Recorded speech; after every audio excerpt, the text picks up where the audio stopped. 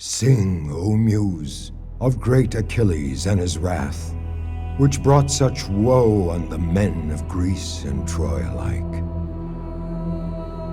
Sing of mighty warriors who fell on the naked shore, whose unburied limbs devouring dogs and hungry vultures tore. Sing of princes answering honor's call, of mortal men defying gods and fate. Recall for us the age of heroes, where combat marked the man. Tell us of the age when single warriors with the strength of armies stood firm and defied the will of deceitful gods. Remind us, lest we forget, of the long, cruel years when Grecian and Trojan blood mingled in the dry earth in a war that tore the world asunder.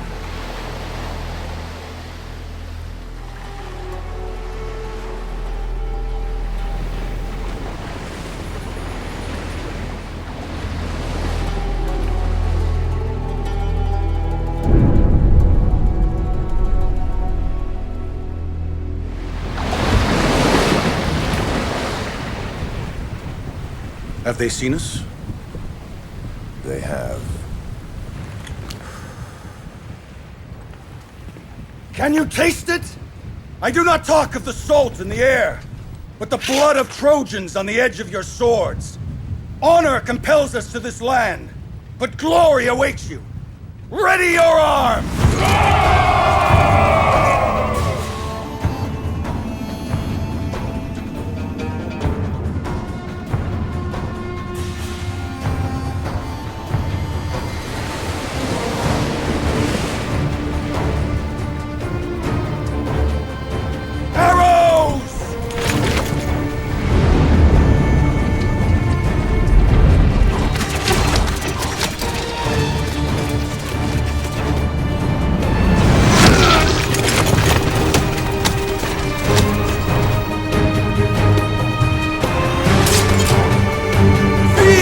Men of Troy!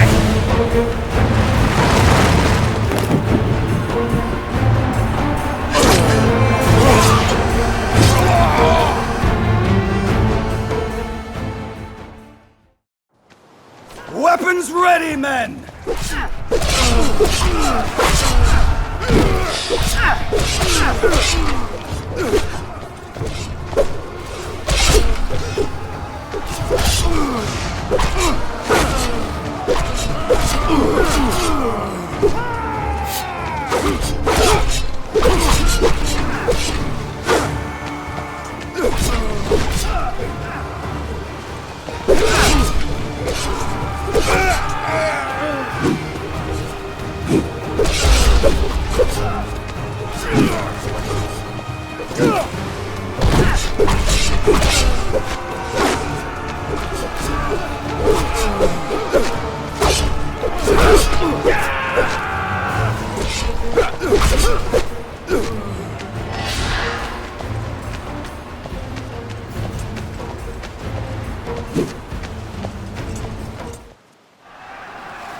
Watch out!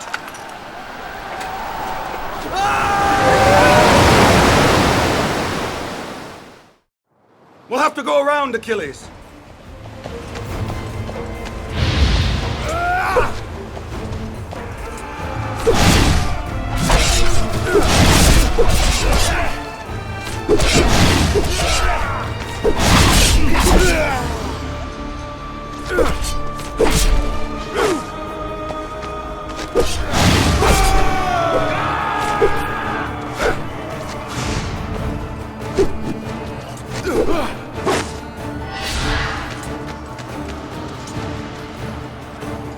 Myrmidonas! Show them what the greatest sons of Achaia are made of!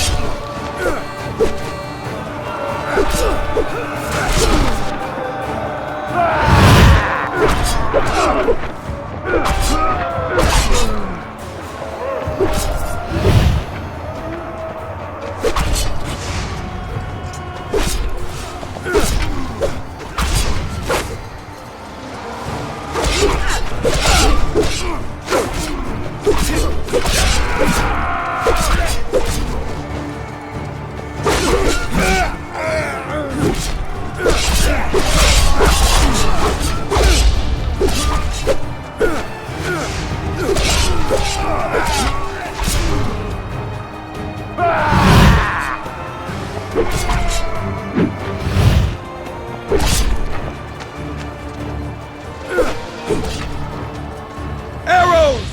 Cover yourself!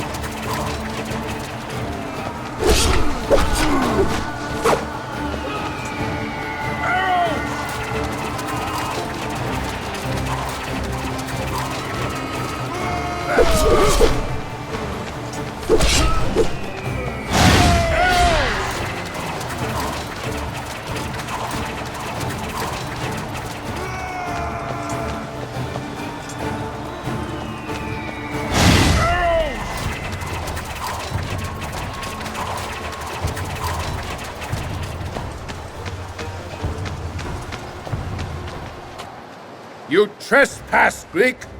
You will go no further!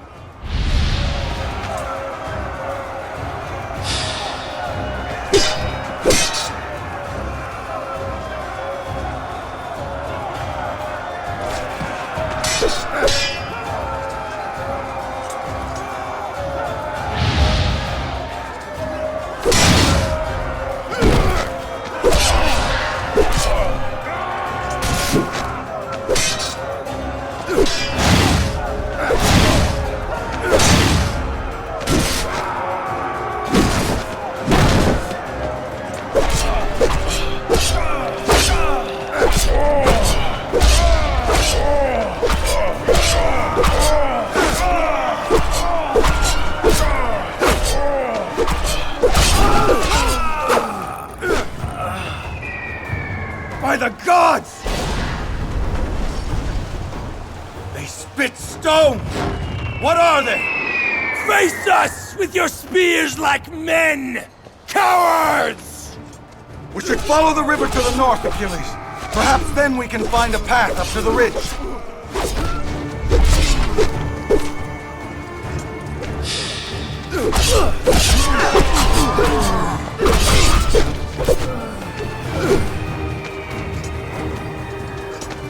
The men on that ship are outnumbered.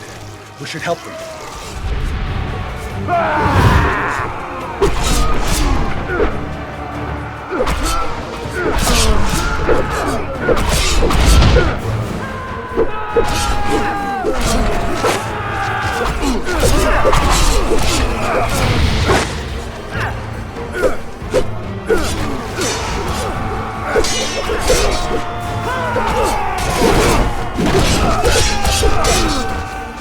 Help defend the other ships. The Trojans will send reinforcements.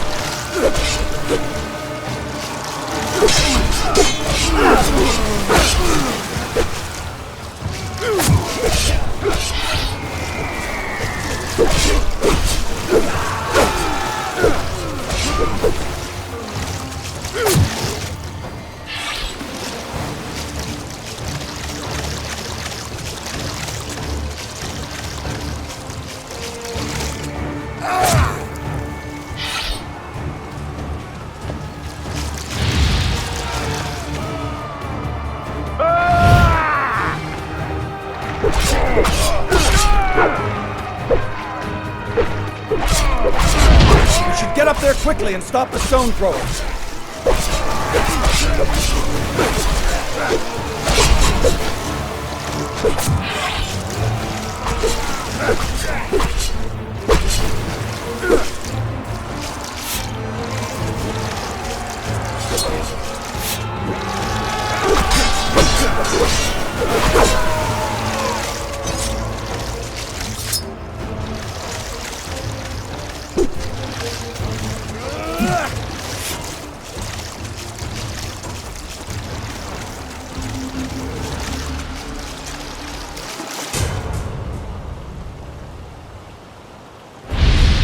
Face me, and you commit suicide, warrior. Die!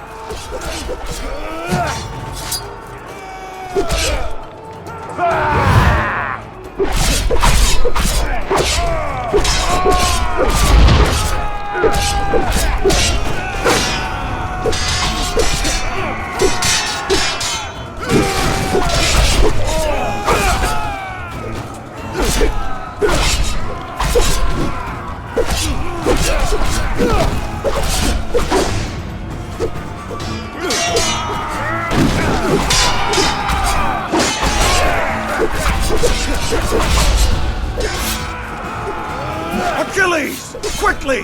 We have to find a way up there! Now!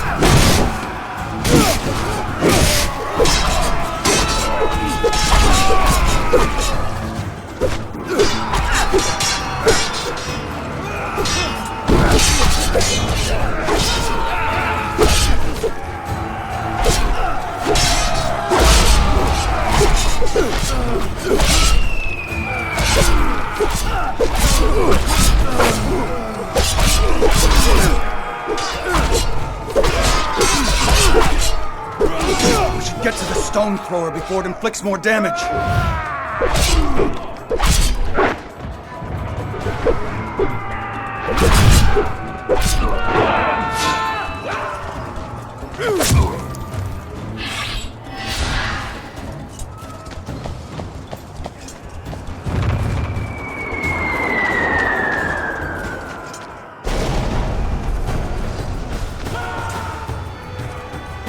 Is this a warrior? Or simply a wall of hide? I'm gonna tear your flesh from your bones!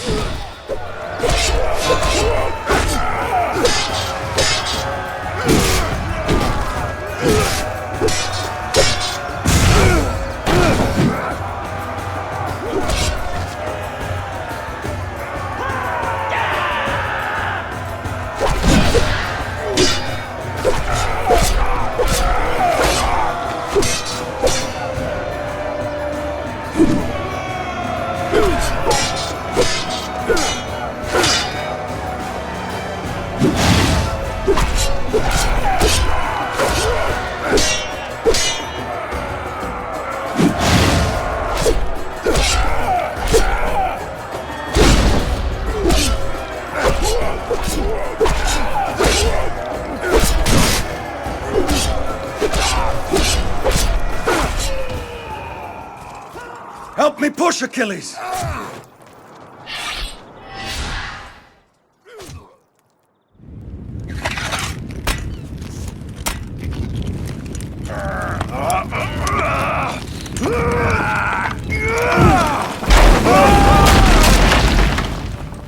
A battle worthy of legend, is it not? Victory over a wooden beast? Still, it was a victory. And many more await us. Troy's days are numbered. The longer it takes to save this Spartan queen, the better.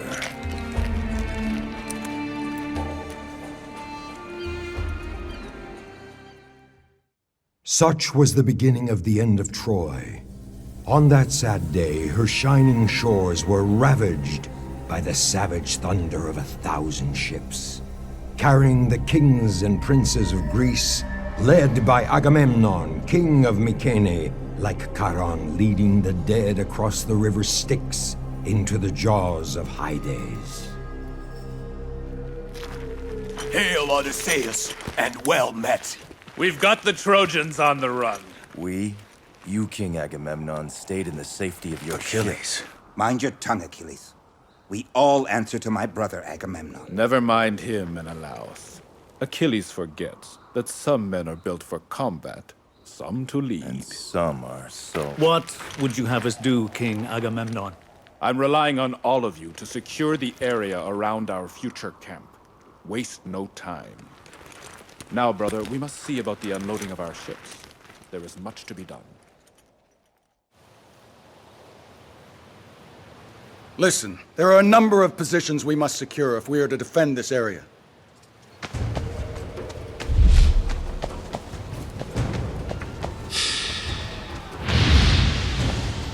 Trojans!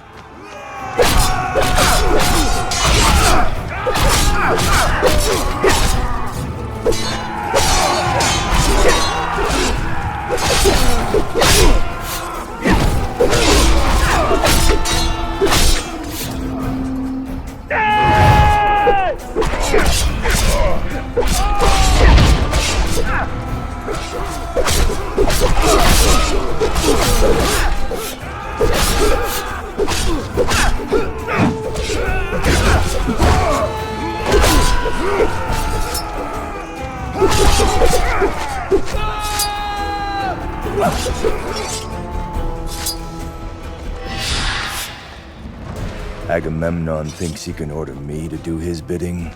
Agamemnon leads at the request of Menelaus. We are bound by oath to serve him. Arrows! Cover yourselves!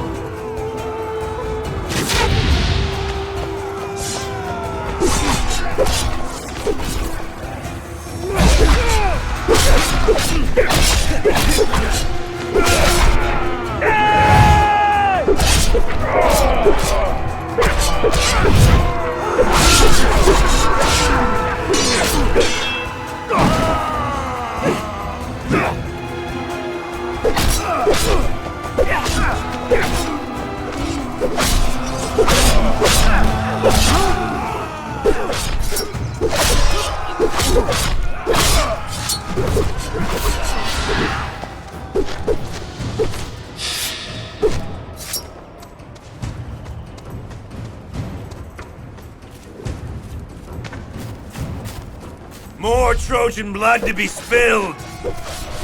We need your help!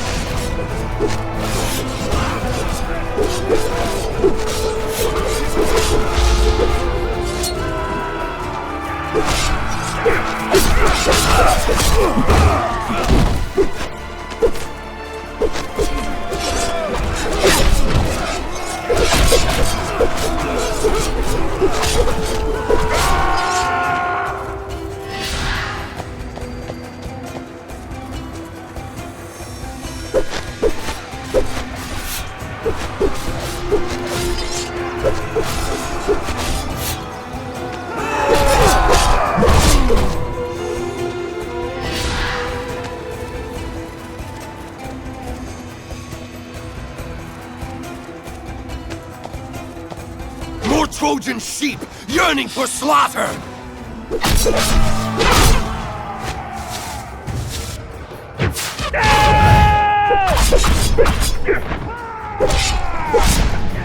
Enemy reinforcements are approaching! We cannot let them retake our positions.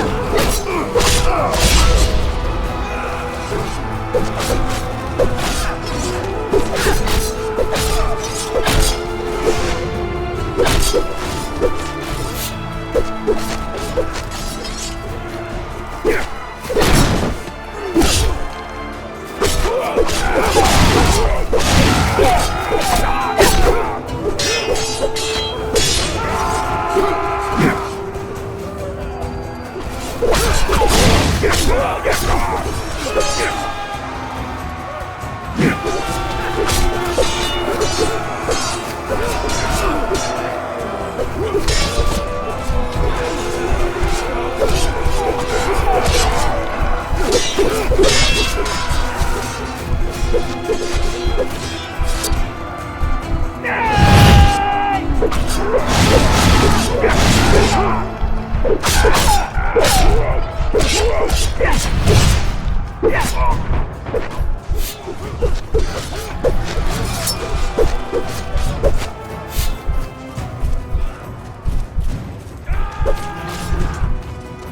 advice to King Tindarios was intended to keep the peace, and instead it unleashed this carnage. I started it. I must finish it.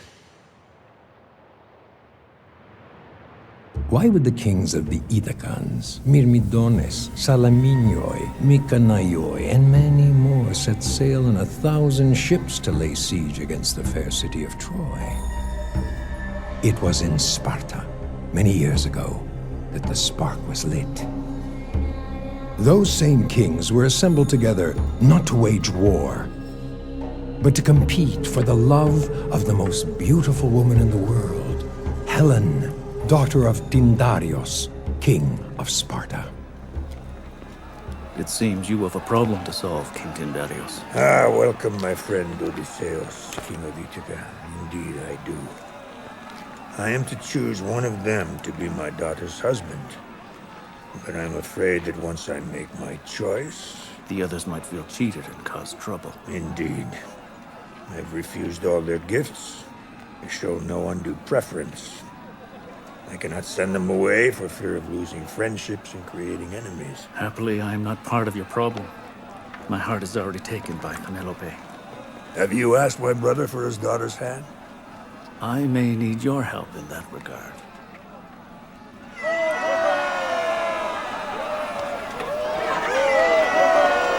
Next challenger! These games won't decide who wins Helen's hand. She has asked me to choose Menelaus. I do not want to refuse her. What can I do? I think I may have the solution to your problem. But in return, I need your help persuading your brother to relinquish the hand of the lovely Penelope. Always the schemer, Odysseus. If you can help secure a peaceful marriage for my Helen, then I will intercede in your name for Penelope's hand. It's very simple. What you need is an oath. An oath? To be given by all of them before you announce your choice. An oath. What kind of an oath? I swear before the princes of the world and the Olympians in the sky. I swear before the princes of the world and the Olympians in the sky. To protect the marriage of Helen, Queen of Sparta, no matter who shall be her husband. To protect the marriage of Helen, Queen of Sparta, no matter who shall be her husband. So were the kings of Greece tricked into peace by a simple oath.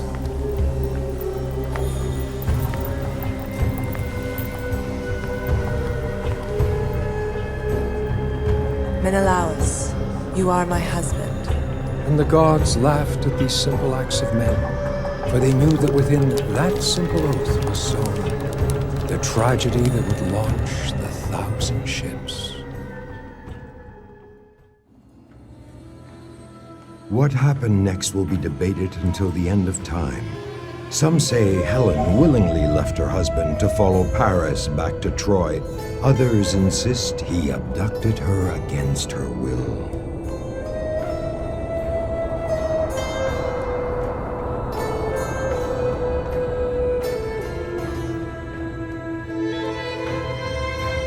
Helen, I cannot leave here with just the memory of the last few days. Come with me to Troy. But I must take pause and leave the story of Prince Paris for another time. I will then tell you of Aphrodite's treachery and the young prince's folly. Who can blame Menelaus for claiming his right to retribution? Enraged, he called on the kings and princes of Greece to honor their oath with promises of rich plunder and treasure. So was assembled the greatest army the world had ever seen. And together they set sail for Troy under the leadership of powerful Agamemnon, Menelaus's brother, king of Mycenae. The mighty walls of Troy loomed above the Greeks and dashed any hope of a quick and easy war. Those who retreated behind the impregnable walls found refuge and safety. Many of those who were caught outside either found solace in a cruel and sudden death or abject desperation in lifelong slavery. The Trojans rallied. They stormed out of their gates in defense of their homes, their families, their king. Fiercer blood runs through the veins of those who defend, and fiercer still runs the blood through the veins of men when they follow a great leader like Hector, the greatest of Priam's sons. He was the one who led his men in aid of those still beyond the walls.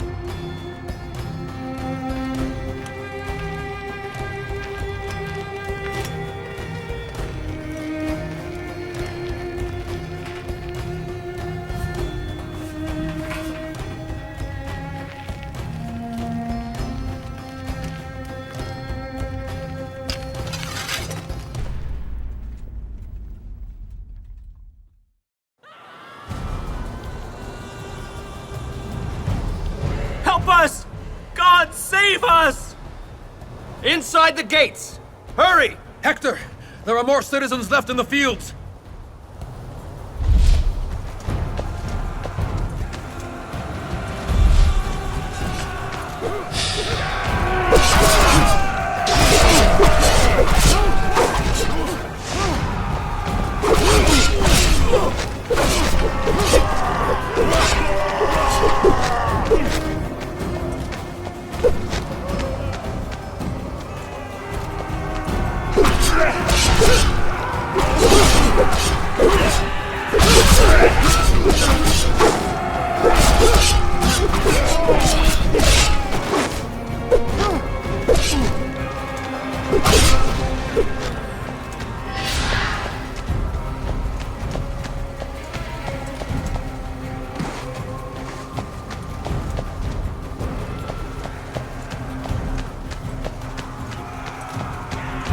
My lords! Help us, please!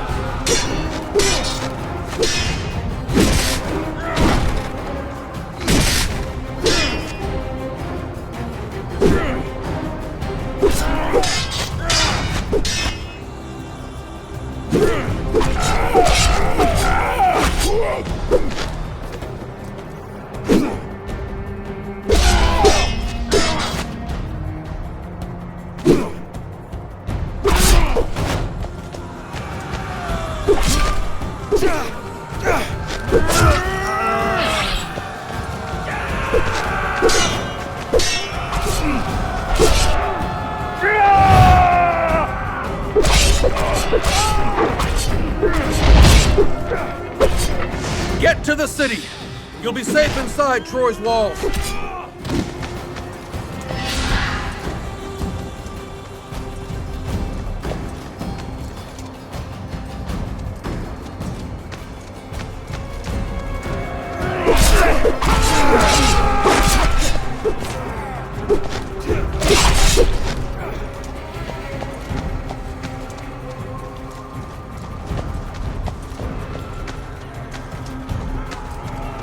Please!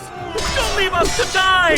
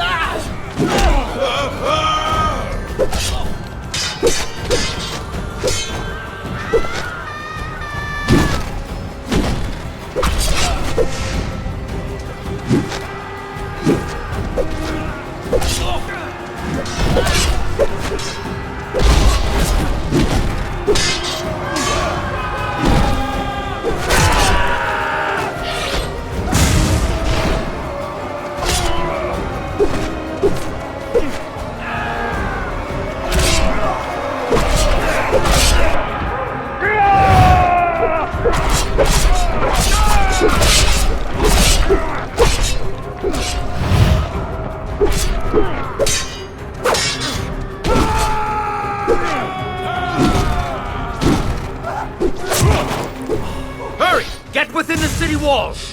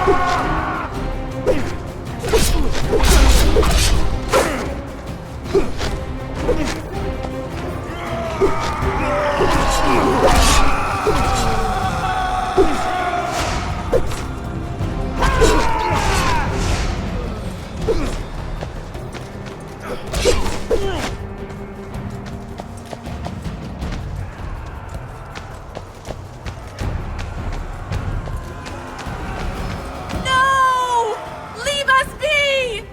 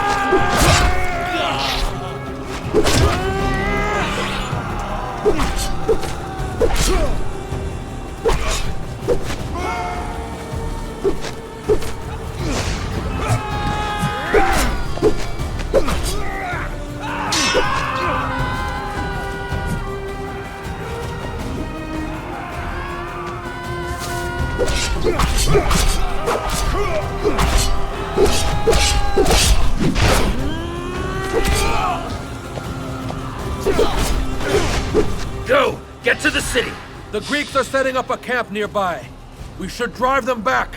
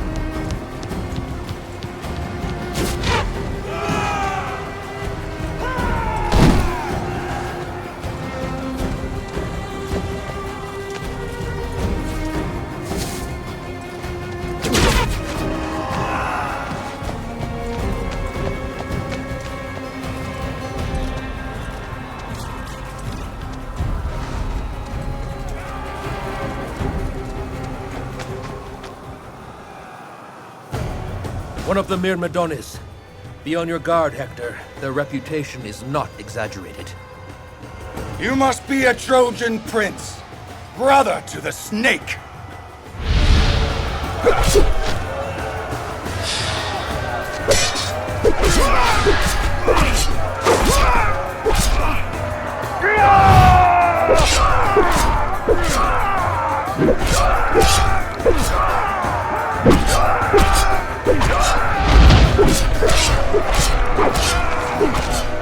Why do you fight to protect a coward?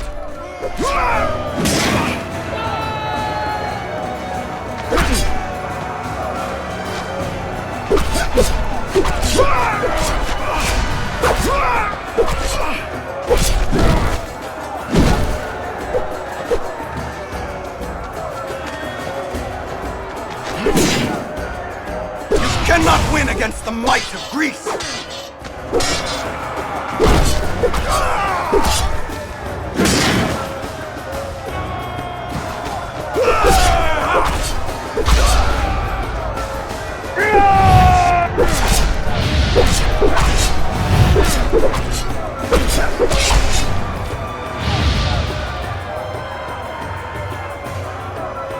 Your brother hides behind your valor, Prince. You defend a man without honor.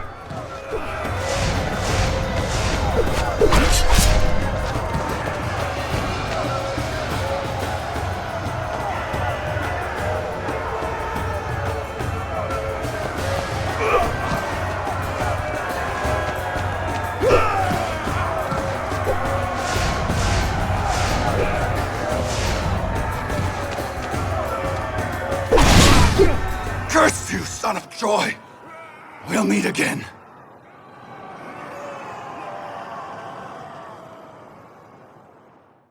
And yet, why did Priam not return Helen to Menelaus, her husband? So much suffering, so many lives would have been spared. Nothing simple is ever easy. Fear and doubt fester secretly in the hearts of men, condemning their lives into the darkness of guilt.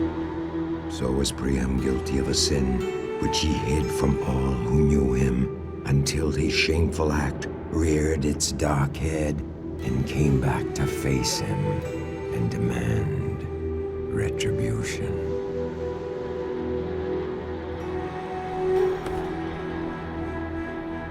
It happened years before the war, when the gods looked favorably upon Troy and showered it with peace and plenty.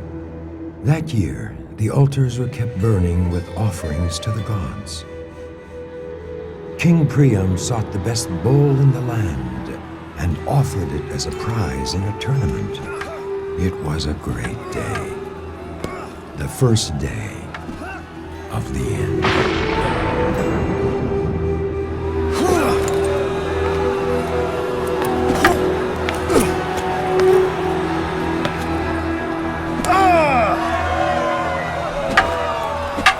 Amazing! People of Troy! Alexandros the Shepherd!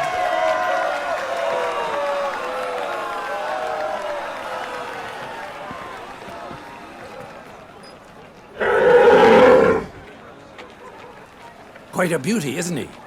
It's my bull, stolen from my herd. It's a prize offered by King Priam for the games. Are you saying the king stole it? His servants did, to keep the gold they were to buy it with. It's my bull. Well, if you want to get it back, you've got quite a challenge on your hands. That is Deiphobus, Prince of Troy. I hear he's the finest swordsman of Priam's many sons.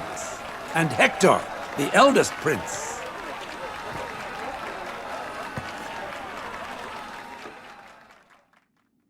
Sparring against common men was an easy task, but facing Deiphobus was too much of a risk for Alexandros. Instead of competing for the bull against Troy's champions, the young shepherd untied the ropes holding the beast and pulled it out of the arena. Deiphobus would not stand for this insult and went after the young man. Alexandros fled through the streets of Troy to the altar of Zeus, where he hoped to find sanctuary.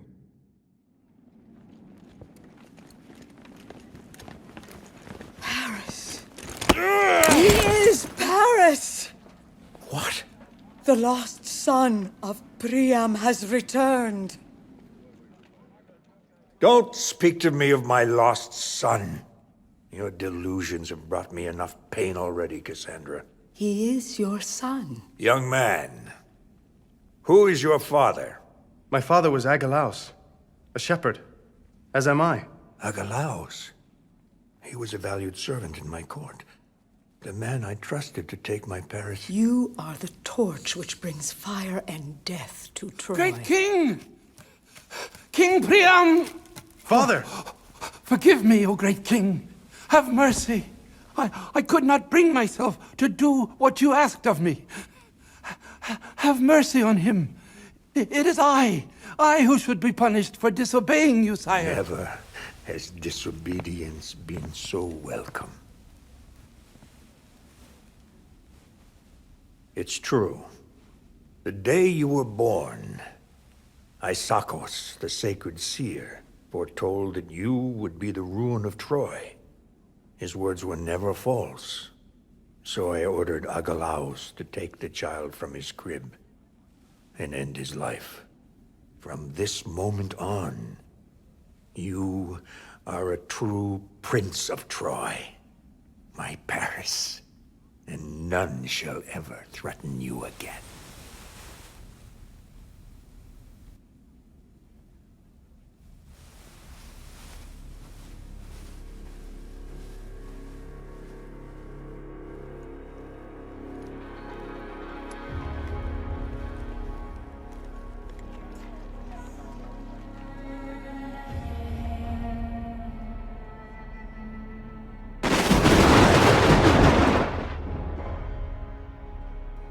So as Paris returned to Priam's household, the Shepherd Prince became known throughout the Troas and was envied for his beauty and strength.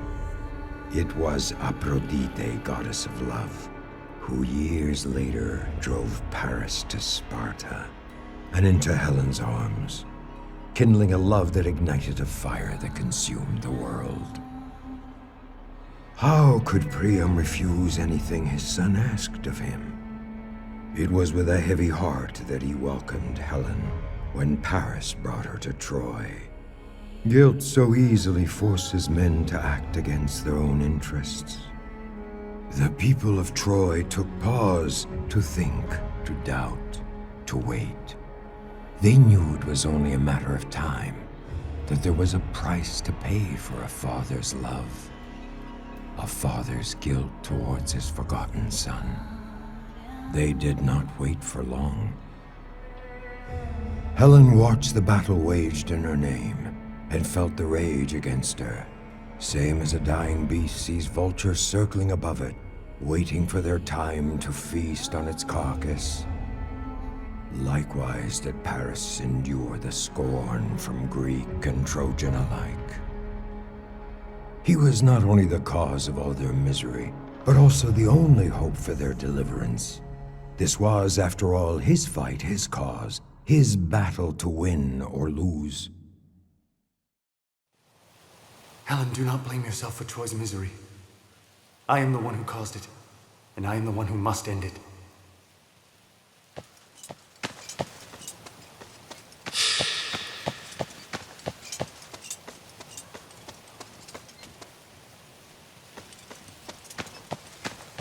Phobos!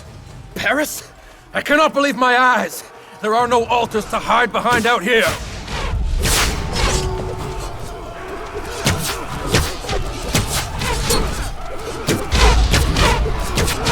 Why are you here, Paris? Has Helen driven you from her bed?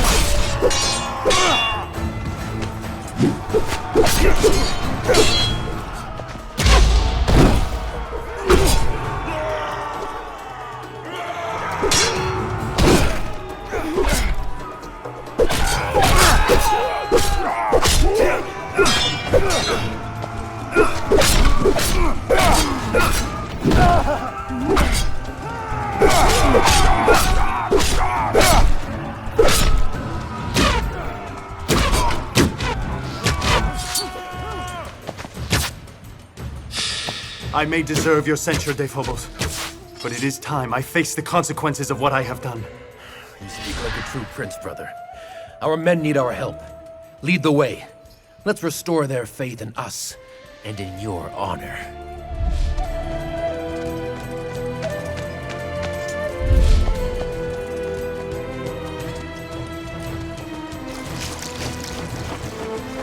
You've wished me dead for years, Dephobos. Paris, I only wish for this war to end. And it shall, one way or another.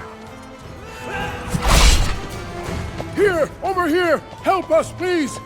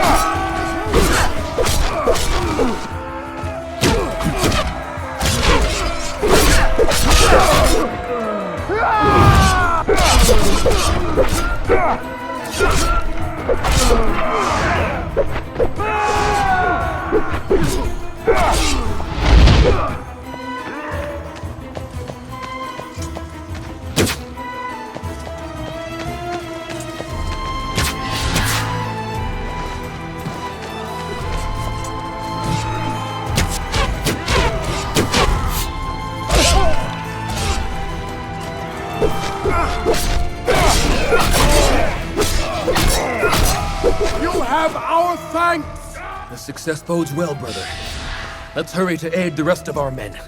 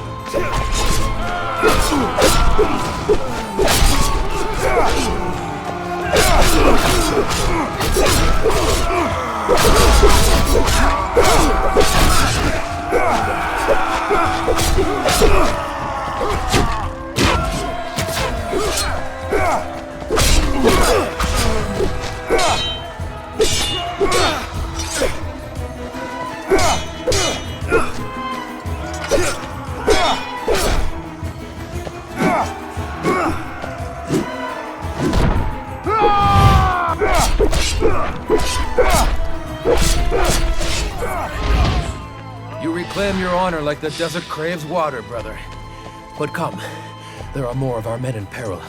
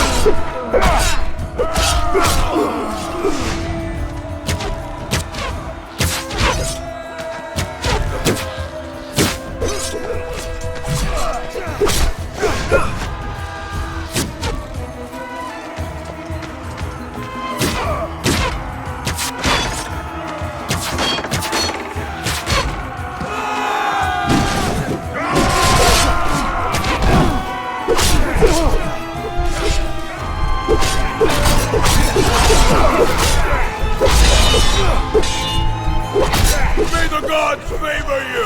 Onward, Paris! You are riding on the wings of victory!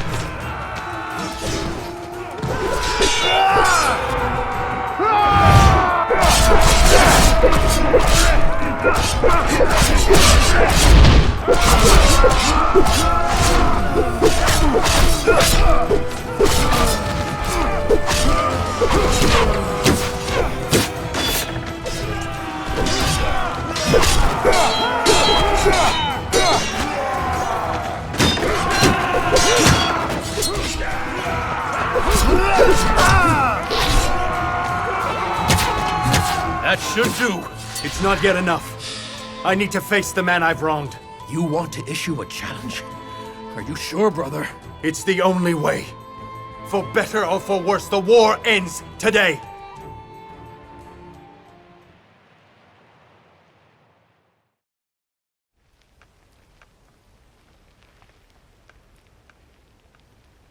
Paris, may the gods be with you. I wish you well, brother.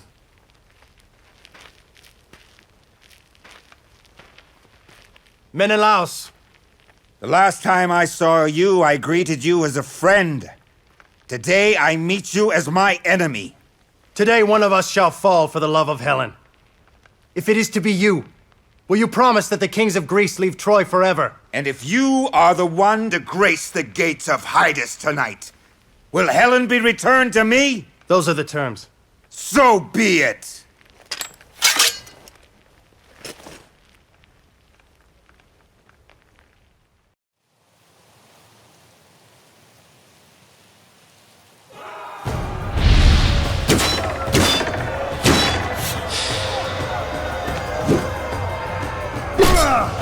One of us dies today, Menelaus.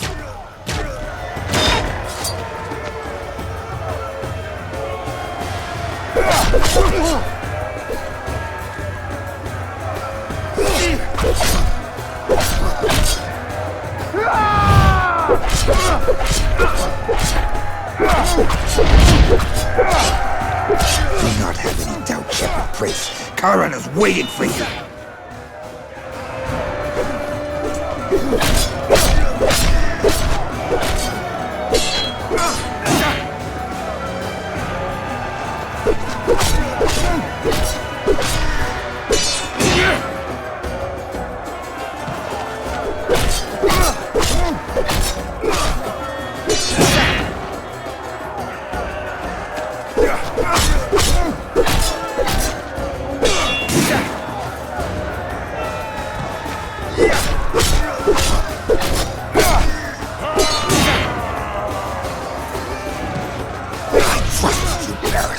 I welcomed you into my home.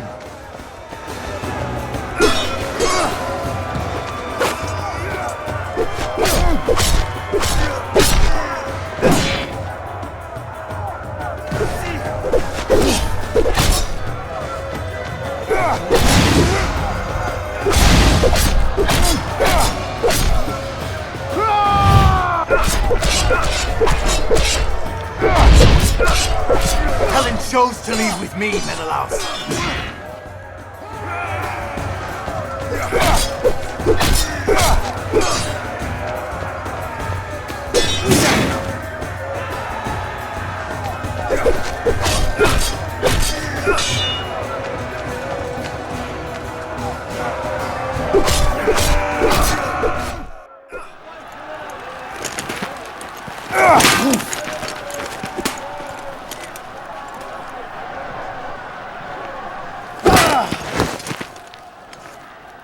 You have fought for many long years for my honor. Now at last, I will end the war which I started.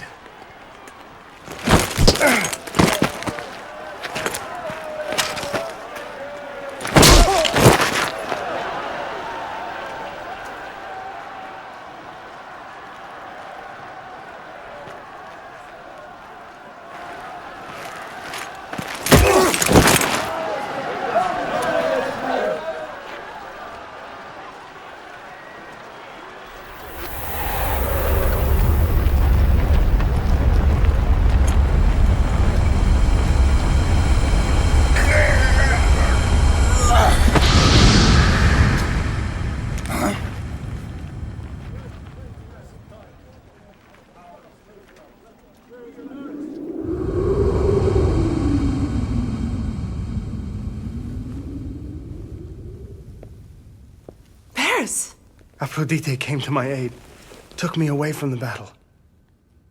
I am saved. You are.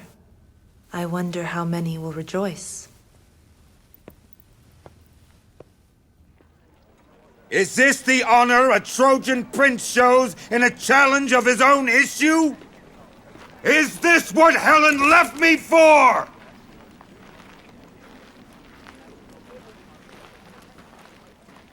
We cannot abandon him. He's our father's son. It's useless. The gods have already determined our fate. Years passed, but the walls of Troy stood firm and impregnable. The long stalemate took a toll on the Greeks, hungry for promised treasure and glory. Among them Achilles, the greatest of all warriors, king of the Myrmidones, son of the nymph Thetis. Rather than standing idle under the invincible Trojan walls, he led his men against neighboring towns and cities, which fell to his sword like weeds to a scythe. In 3 years, Achilles conquered 12 cities, which he claimed and plundered, begrudgingly sharing the loot with Agamemnon. Everything changed the day he came to the outskirts of Lyrnessos. Achilles, look. Lyrnessos. Their warehouses are full of grain. Let's just take what we need and not dally among farmers. Greek raiders! Warn the city!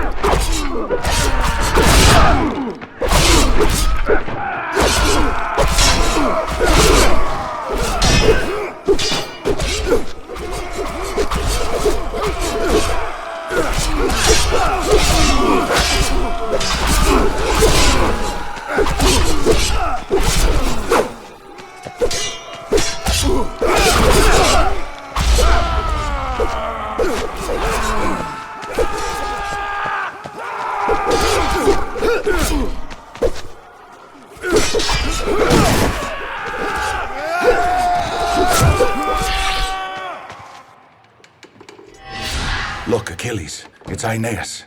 Be wary, there stands the son of an Olympian. Achilles, king of the Myrmidones, why do you harm the people of this land? They have done you no harm.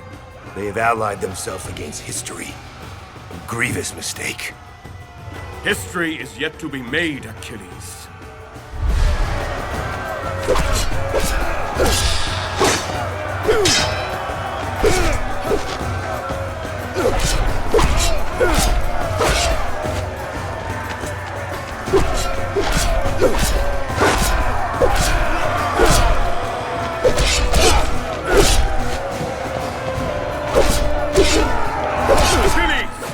Your cruelty will earn you only infamy and death!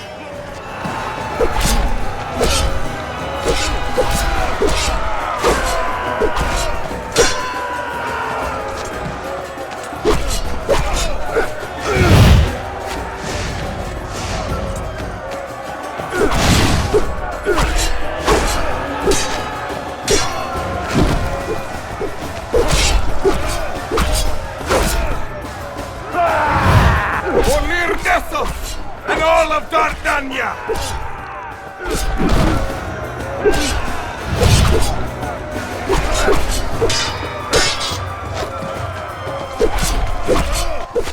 Damn you, son of Thetis. May the gods bring you a cruel end. Run, coward. Your land and its riches are mine. And the gods are silent! Achilles! We must take the center of the city, but we must not forget to secure the supplies stored in the granaries.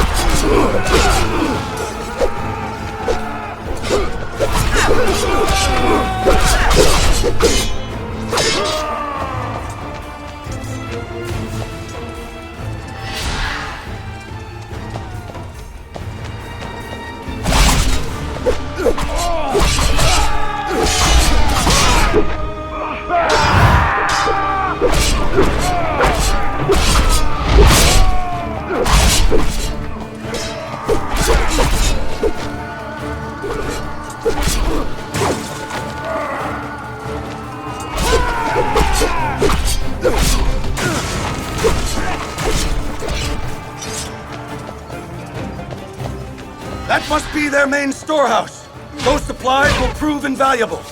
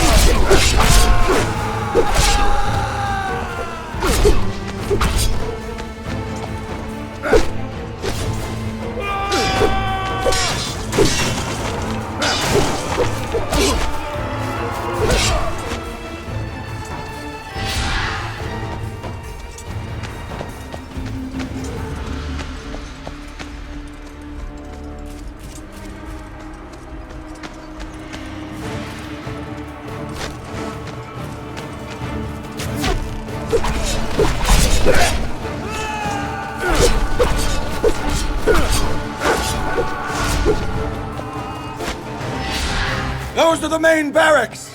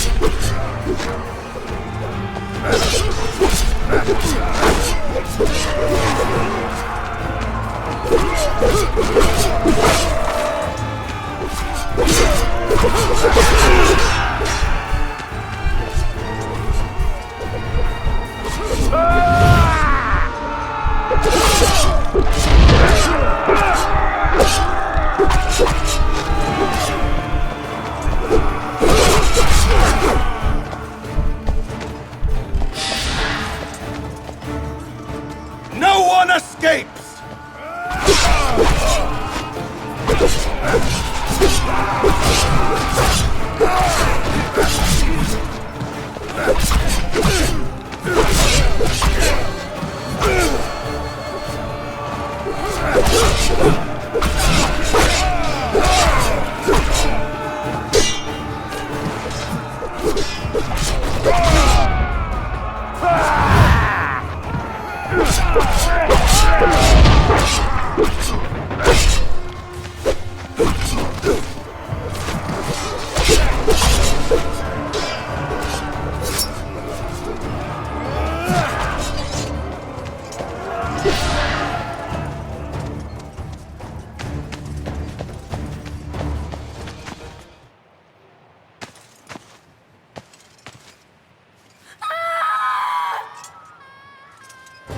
Your lord Aeneas fled from my blade. No one comes to protect you. Your city and everything in it are forfeit. I will drive you away with my own hands if I must.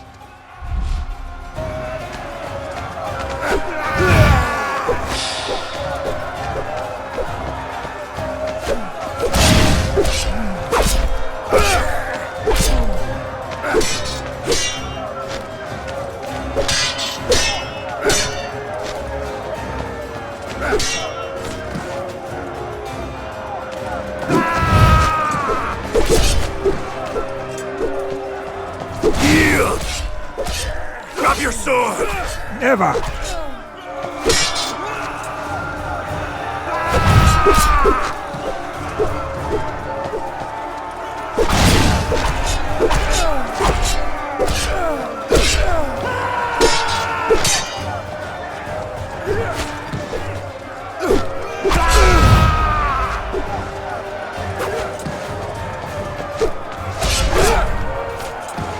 I will not live as a slave.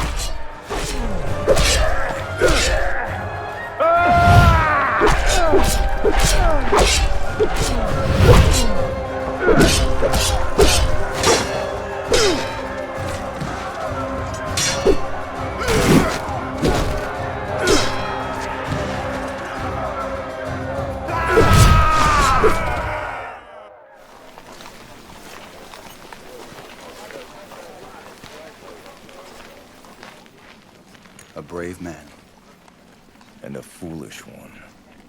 I gave him the choice to live. He refused it. Monster! Damned be the womb that bore you! Measure your words well, woman. For my mother is a favorite of Zeus. You shame her! For you are nothing but a murderer of farmers and old men! I would have spared him had he yielded. You wield your sword as if it were a beacon of justice, and hide your cruelty under the robe of might. I know who you are, Achilles, and I now know what you are. I too am not afraid of you. I too will not bow to you. Finish me off like you did that old man. It will be easier, for I carry no weapons.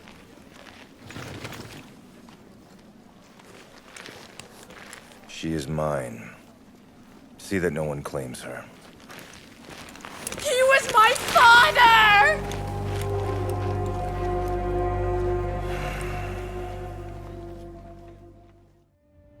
While this war raged, blackening the sand with pyres lit for the fallen, far across the sea, the city of Athens was about to face a mortal enemy. The Athenian king Theseus had kidnapped Hippolyte, the mighty queen of the Amazons. Grant us the strength, Father Paris, to free our queen, my sister. At the Silea, we should attack together before their guards are alerted. We will.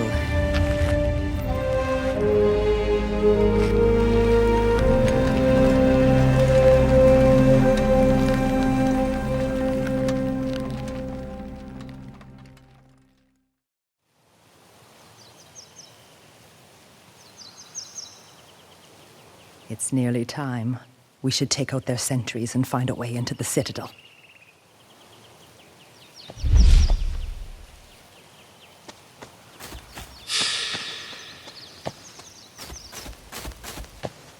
Intruders! Kill them all! None must escape!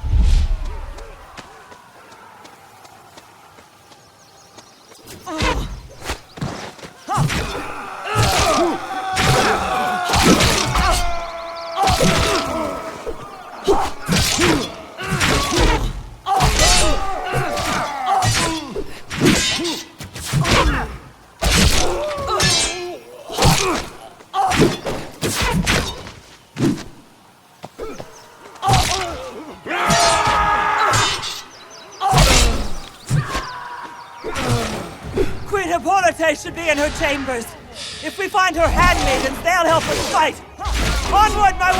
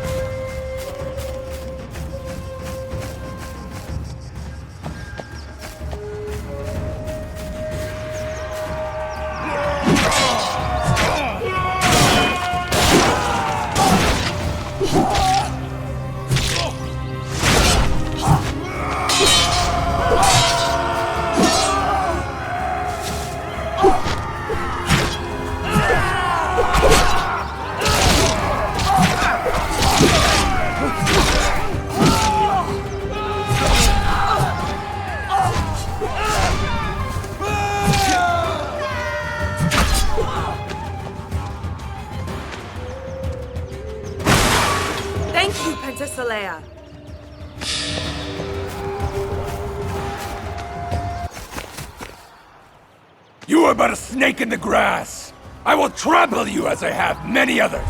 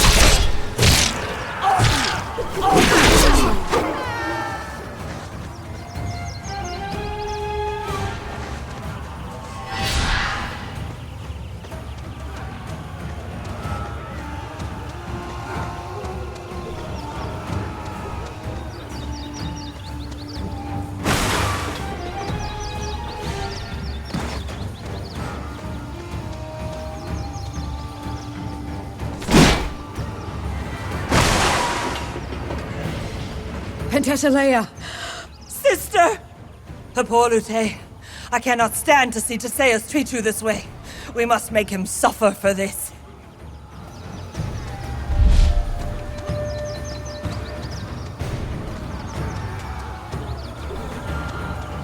Theseus! Do not let them escape! He's heading for the palace! After him!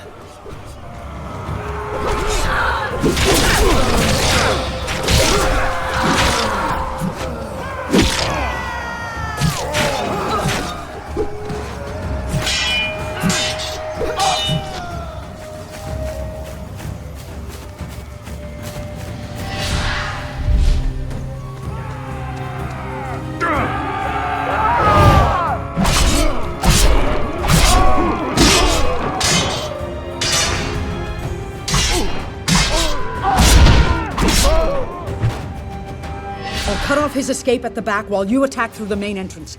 But leave Theseus to me.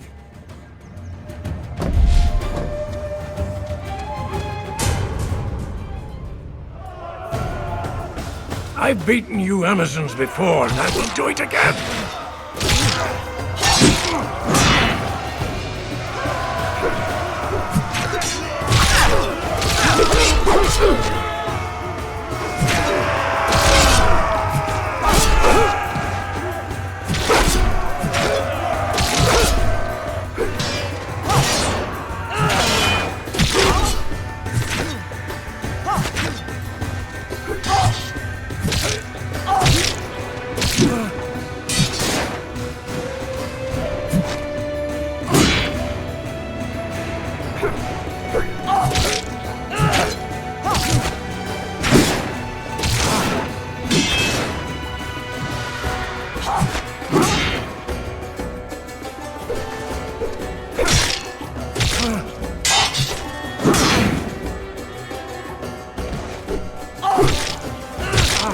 You would not have dared attack had my army been here instead of at Troy.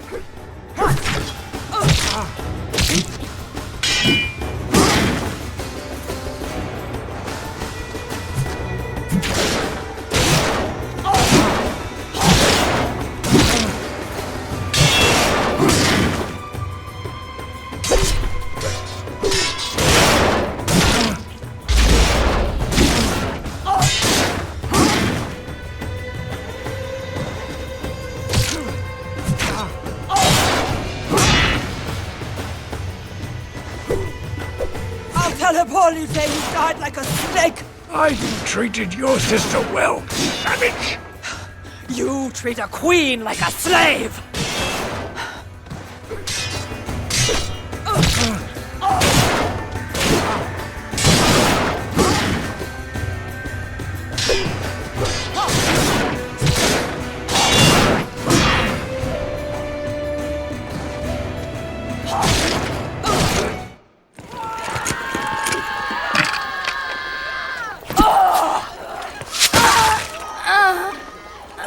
Sister! No! Hippolyte! I'm sorry! What happened? Queen Hippolyte? Sound a retreat! Retreat? We have the Athenians on the run. Gods help me! We must retreat! Now! Retreat! Call the retreat!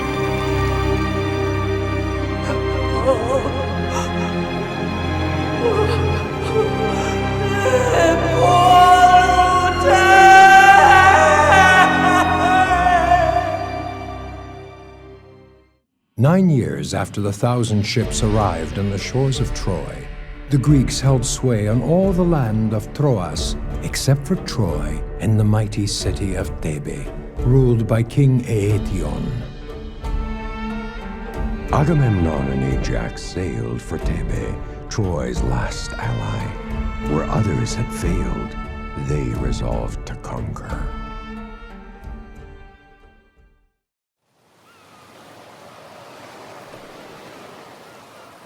These men will take care of the city gate. I rely on you, Prince Ajax, to do the rest. I won't fail you, my lord. No, you will not. Now go.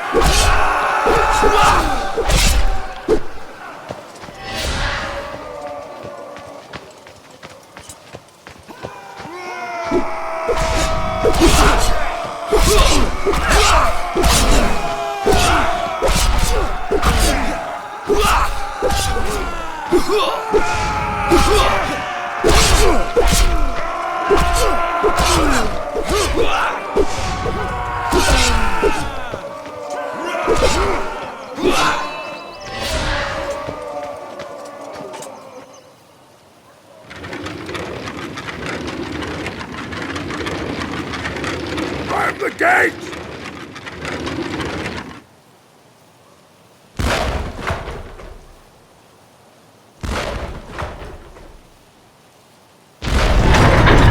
Stay back! I'll clear the way!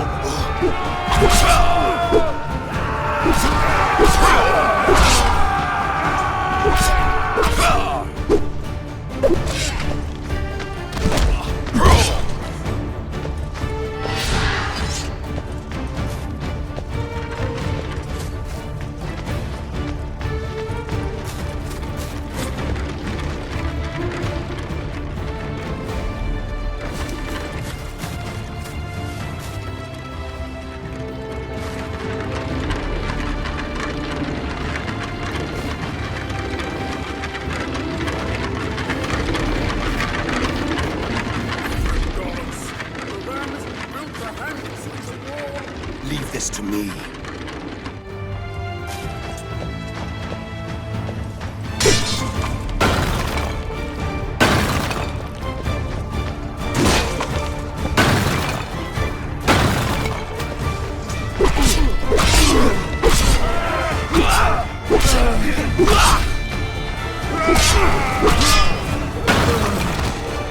Why was it so difficult for Odysseus to take this city?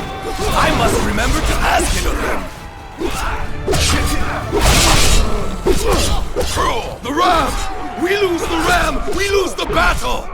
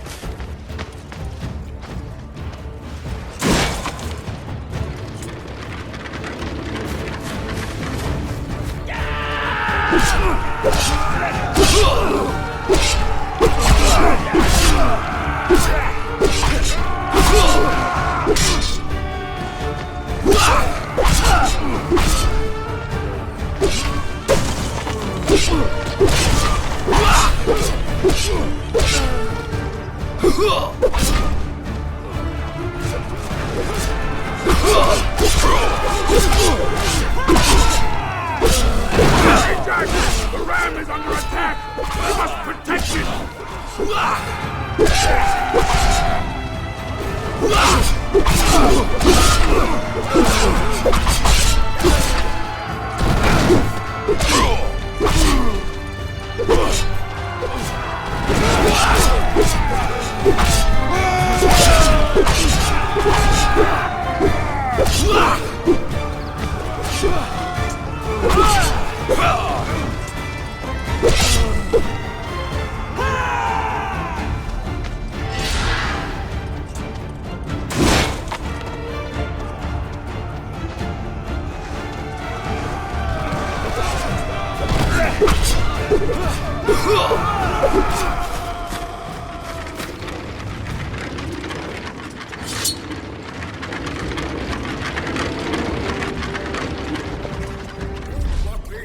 Where did the Tebans find all this trash to block the roads?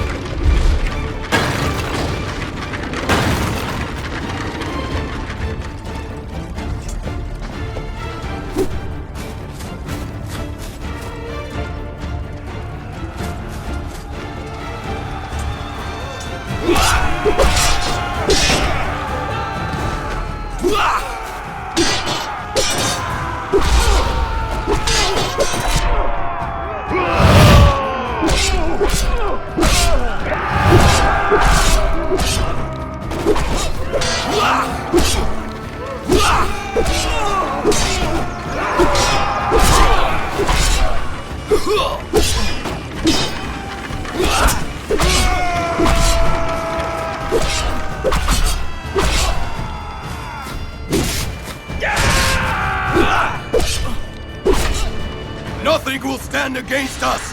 The way to the Citadel is clear!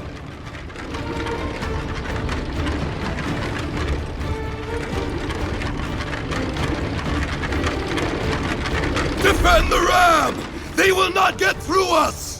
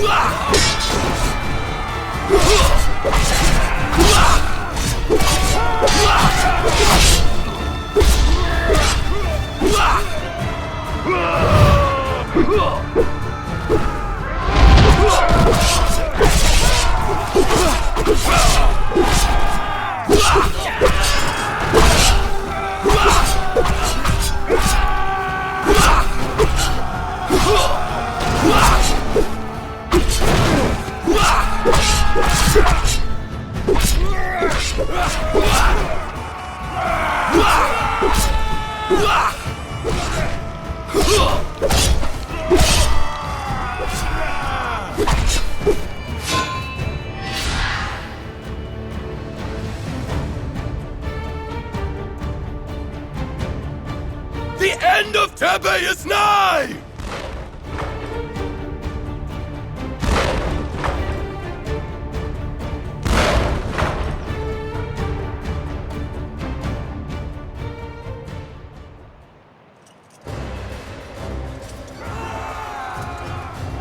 You must be a Yetian, king of this doomed city. Make haste, Greek. Let me join my sons before Charon takes them across the Styx.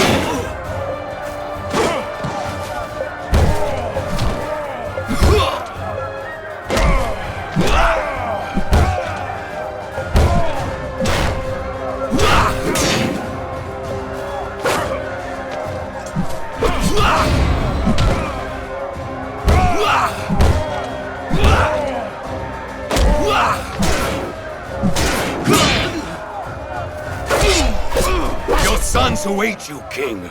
I'll make it as swift as I can.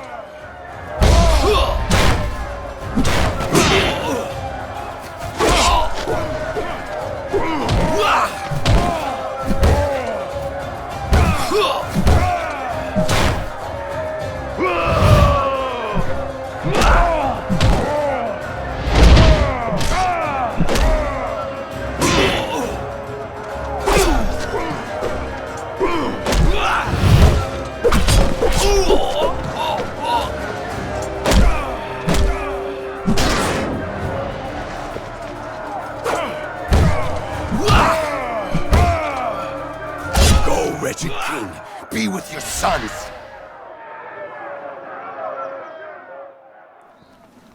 Prince Ajax, Thebe is ours! Yes, King Agamemnon. Thebe is ours. This indeed is a day to be remembered in poetry and song.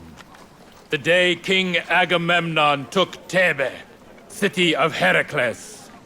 Let it be told how her walls trembled in fear of his sword and might.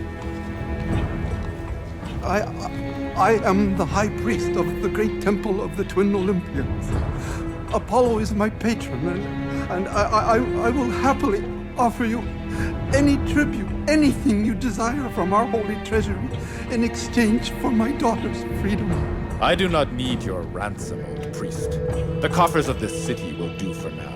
Agamemnon, he is a high priest. You cannot refuse his pledges. He offers me ransom from the holy treasury of his temple. Will I accept ransom from the gods? I will have nothing to do with him. Take the girl to my ship. The rest put to work. Except the priest. Let him go cower in his temple. You will regret this disrespect, King of the Greeks.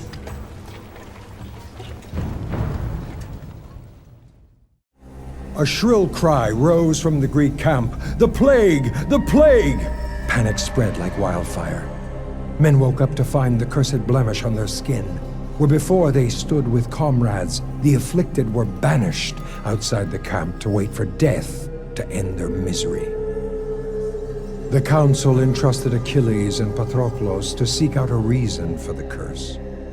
Their only hope was to journey to the temple of divine Apollo and beg for mercy, for answers, for deliverance.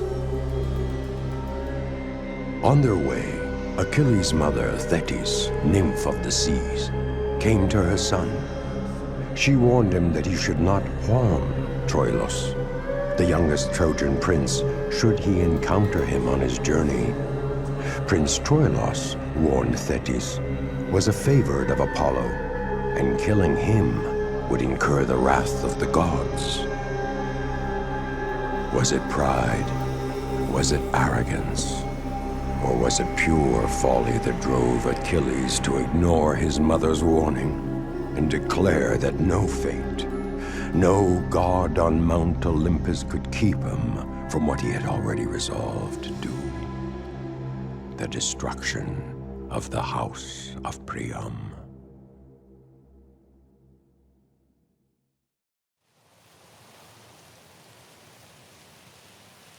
Achilles, do you really believe the answer to this sickness lies in the temple? Is Apollo not the source of all plagues? Well, I hope he inspires his priests to be generous with their answers.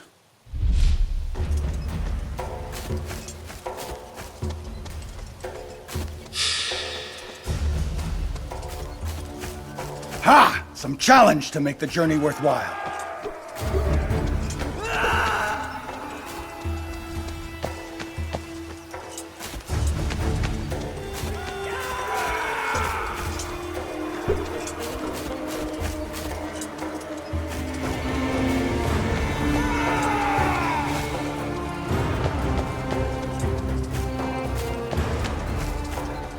cross this bridge and you step into Hydas Creek.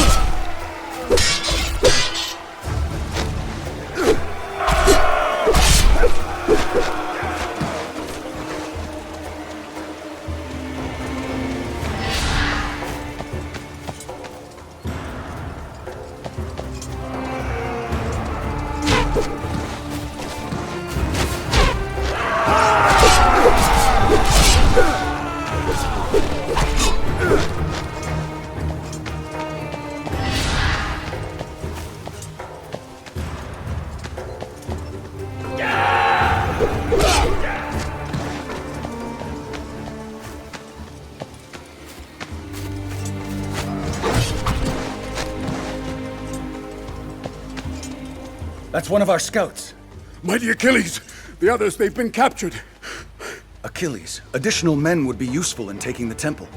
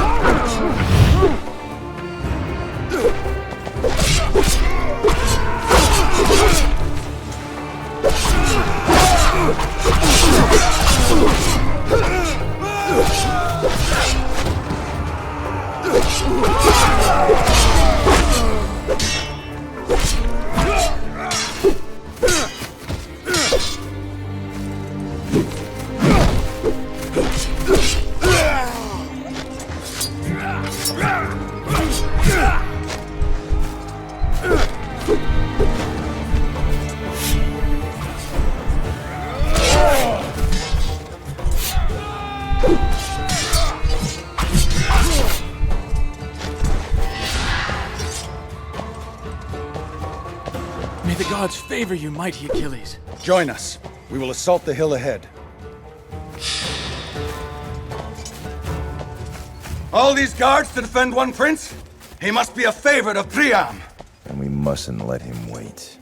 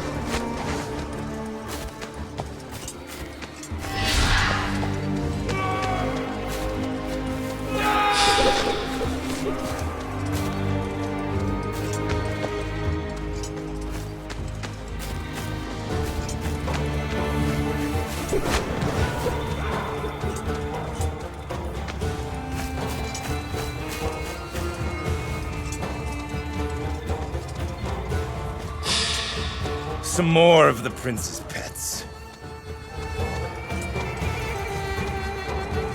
Come, Patroclus. Let's meet this blessed of the gods.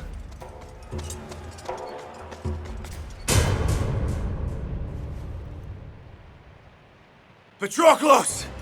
Go find the High Priest! I will deal with this son of Priam!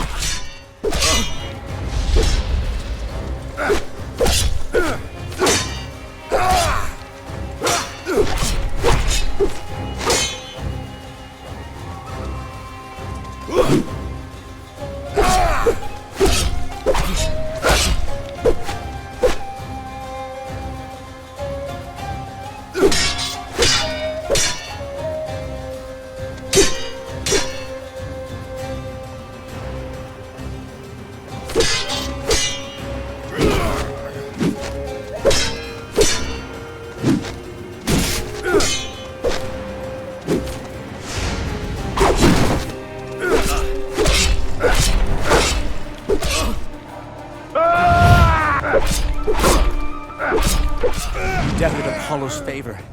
How does it feel to suffer his wrath?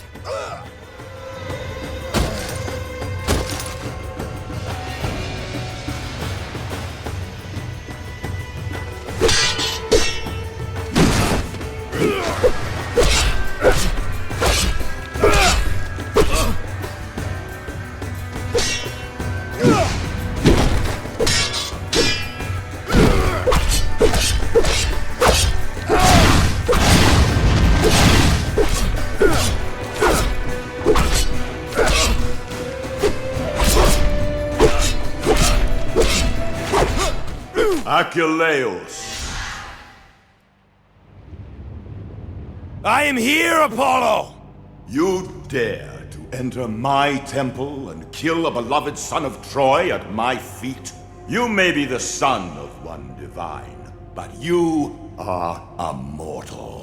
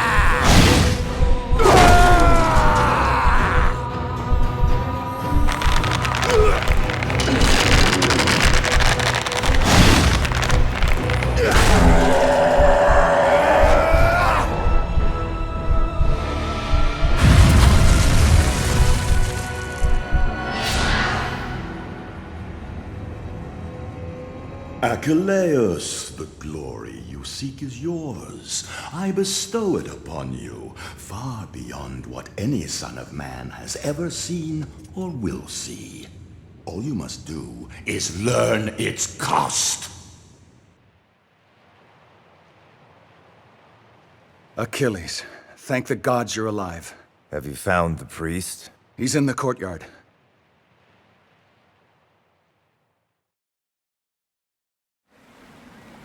The source of this plague is you, High King.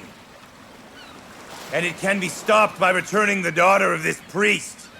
Agamemnon, no one thinks that you should be denied the spoils of war. But the priest answers to Apollo, and to refuse him is an insult to the god.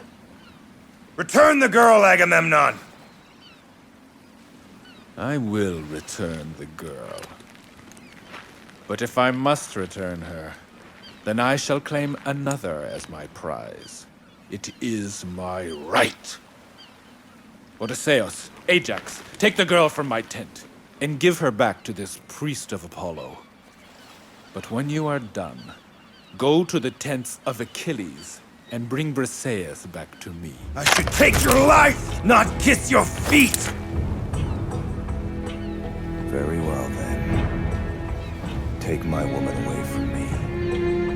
But I will never again fight for you, even when the Trojans have their sharpened bronze at your throat.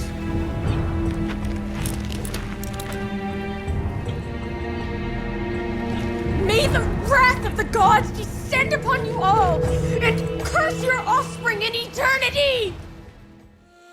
The news that great Achilles had withdrawn his sword and his Myrmidones from the fight spread like wildfire in a parched forest. The gods on Mount Olympus bickered and argued among themselves. Achilles' defiance threatened their divine plan, and their authority was being brought into question. Their resolve was to teach the Greeks a lesson they would not soon forget. Favor was thus removed from the Greeks and bestowed upon the Trojans.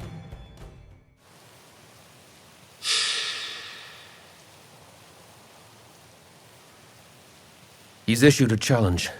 Someone will have to rise and stand as Troy's champion. You know who that person is. I have little choice. Are you Hector, the greatest of Priam's sons? I thank the gods for favoring me to end your life. I will be known across the Troas.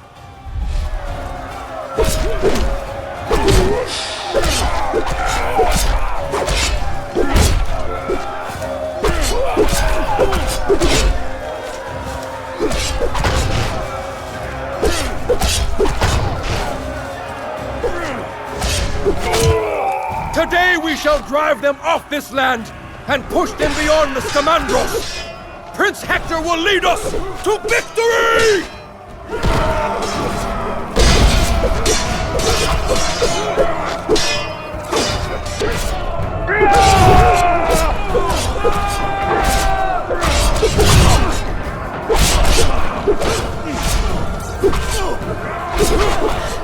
Hector, the men report that our forces are being overwhelmed to the southwest. They need you!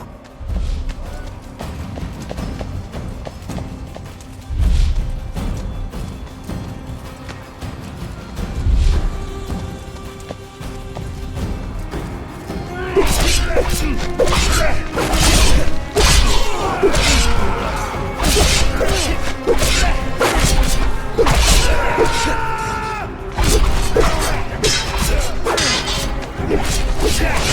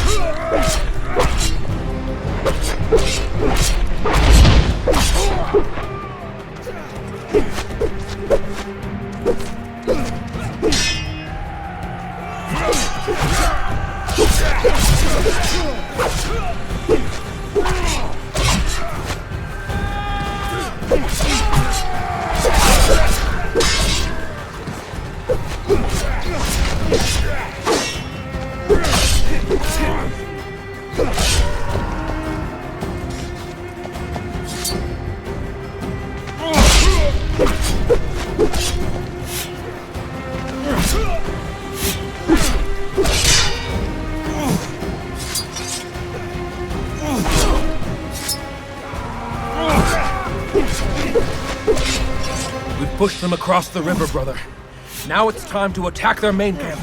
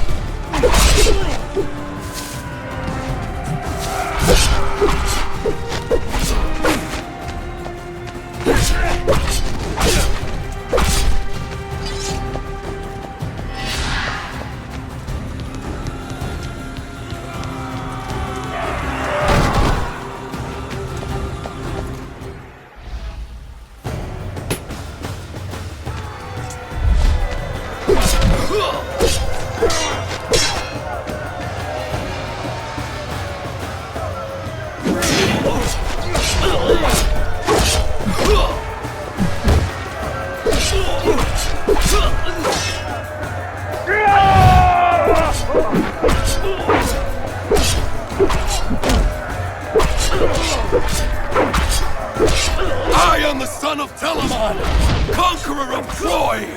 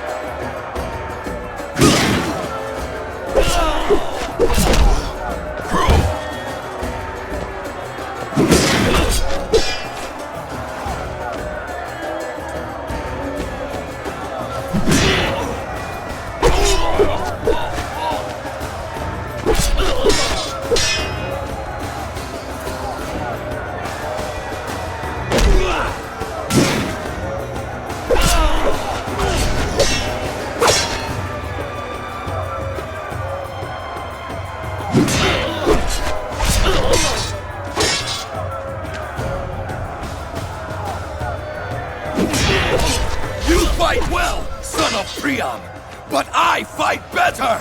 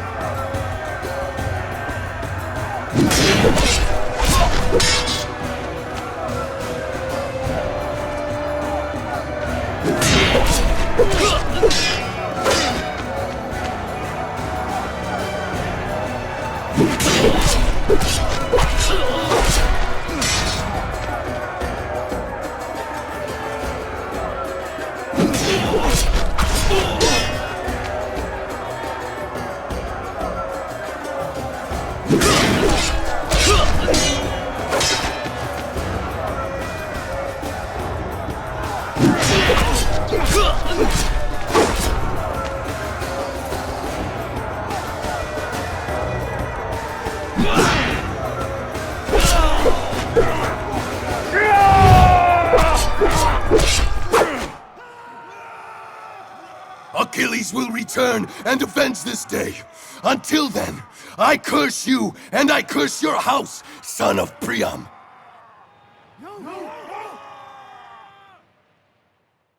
With the Greeks suffering one defeat after another, the Trojans grew bolder.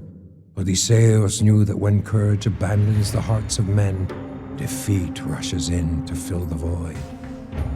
He had to reignite his troops' morale, without delay, at any cost.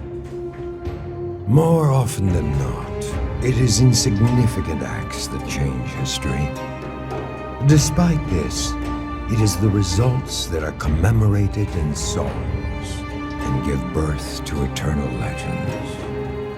We all know how Odysseus defeated the Trojans, Troy's allies, who had secretly flanked the Greek camp. History would have been different had Odysseus not captured a spy, who was made to reveal what lay ahead, waiting in the forest beyond the Grecian camps by the mighty river Scamandros.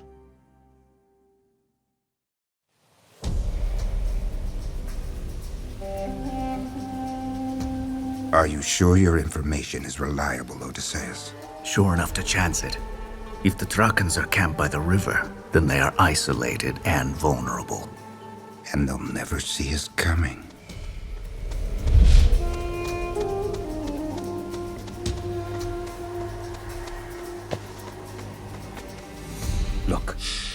Truckin' patrols. If we want to maintain the element of surprise, we should avoid them or at least be sure they don't alert any others.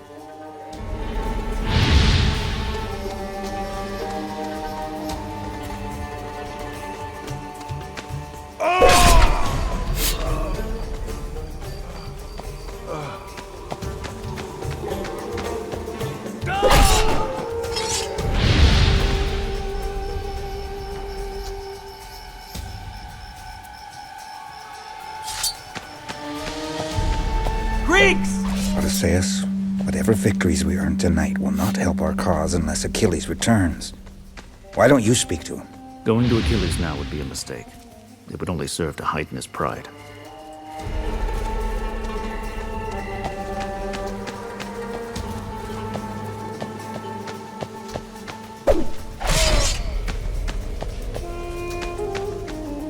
We've known nothing but defeat since the day Achilles abandoned us. The gods will find a way to move Achilles' heart.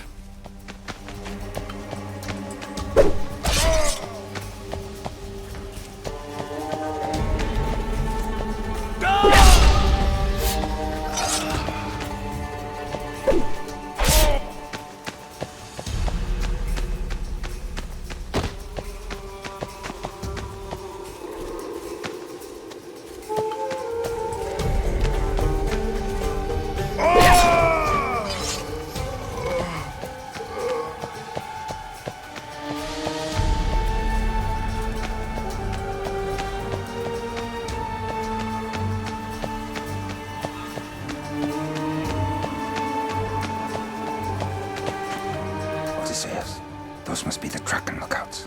Heavily guarded, no doubt.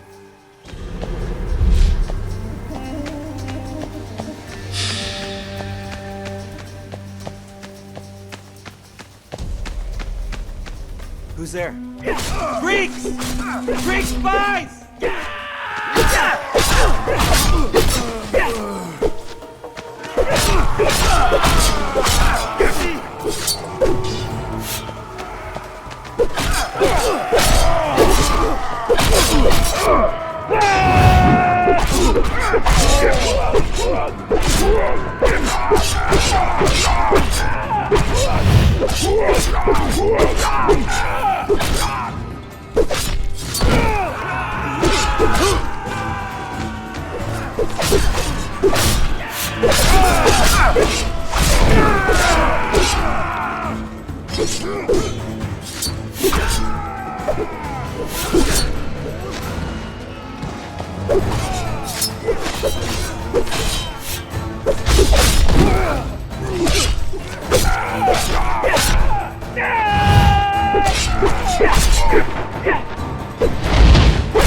The main camp should be near.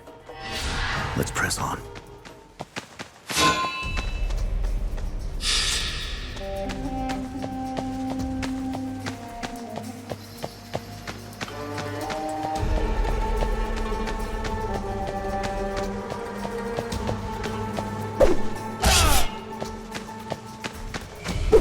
Greek spies!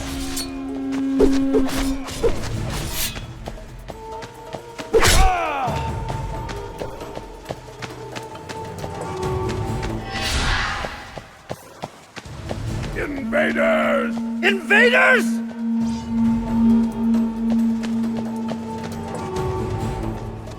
Greeks! What? Greek spies!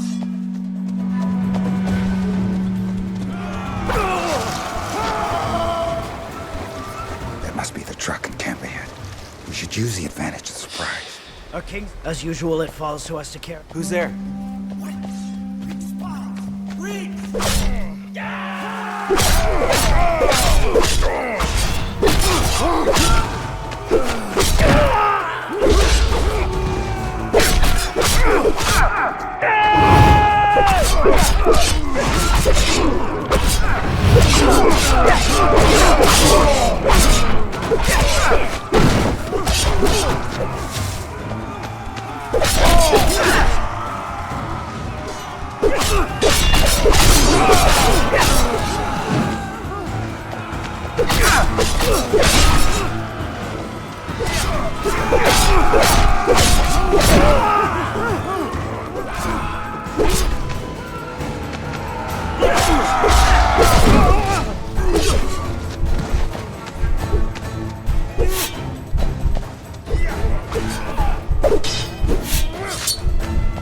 Greeks! You dare attack my men in their sleep, you cowards!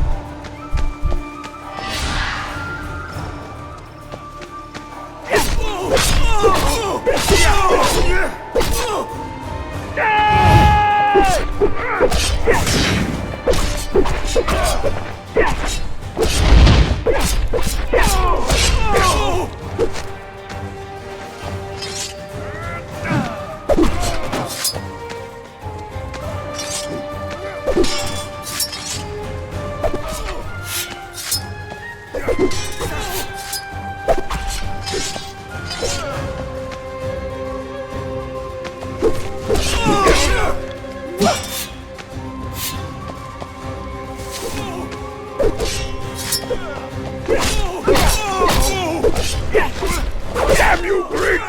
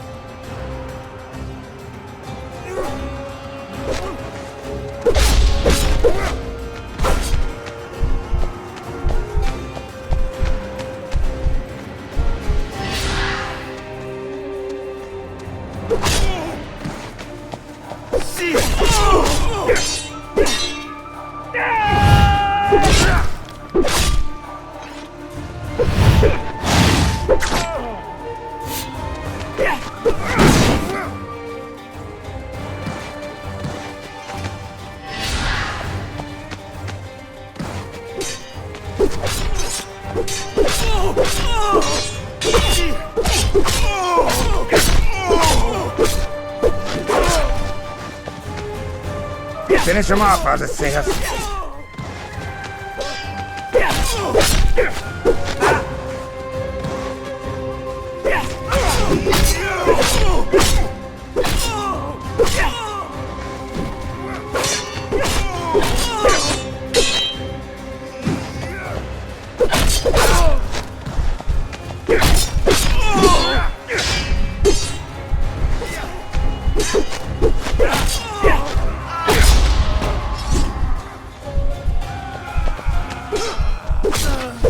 Troy has lost another ally.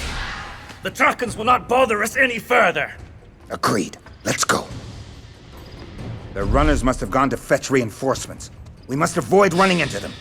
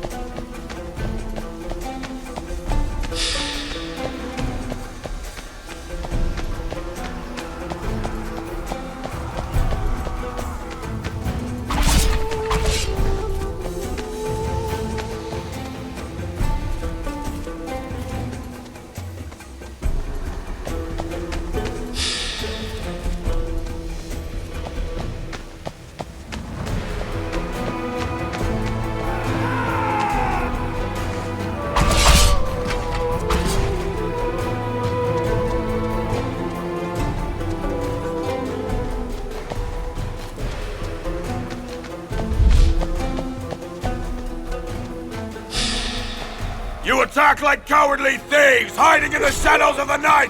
Watch out, Menelaus!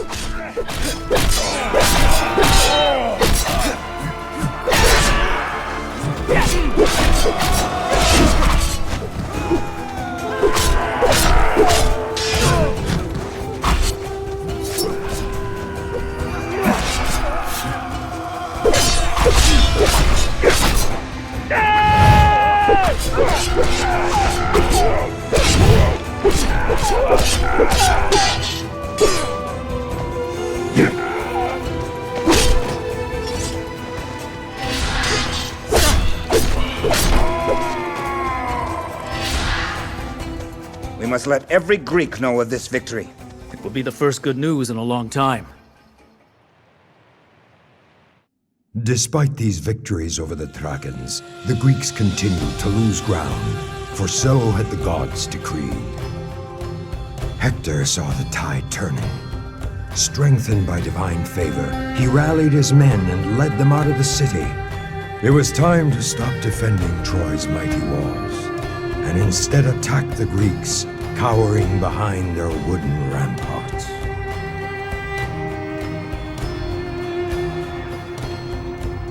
The Greek nests behind that wall.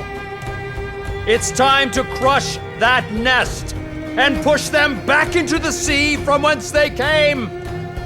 Allies and men of Troy, I swear to you that by the time the sun hits its peak today, that wall shall crumble!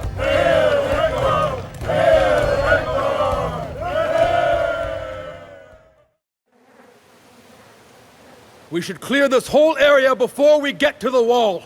Leave no enemy behind us!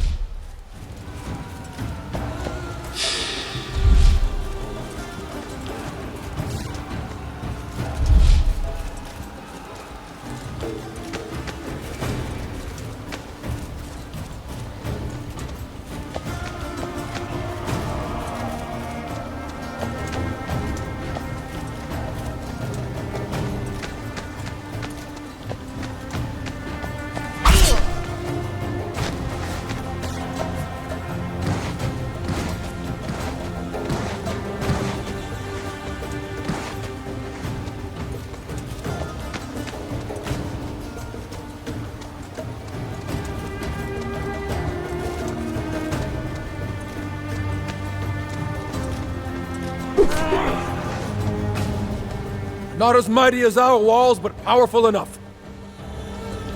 There must be a weak spot.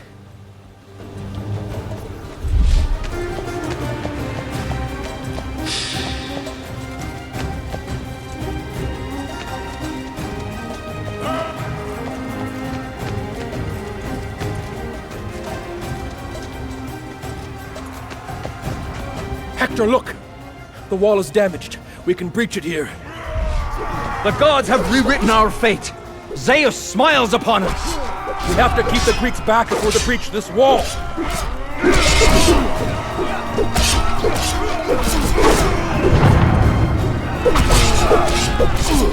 Defend the wall!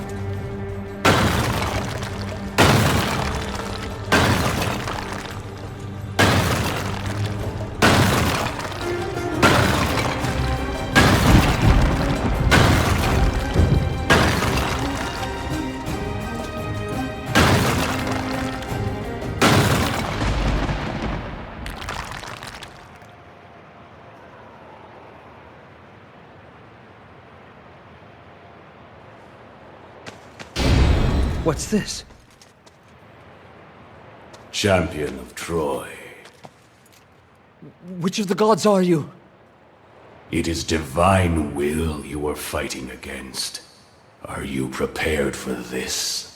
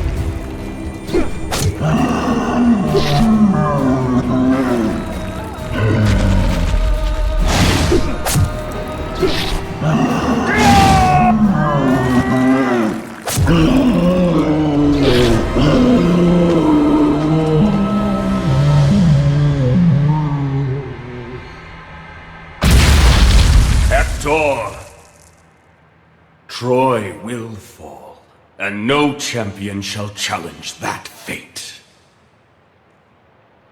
You chose that fate, and you can change it if you so will. Poseidon? Poseidon!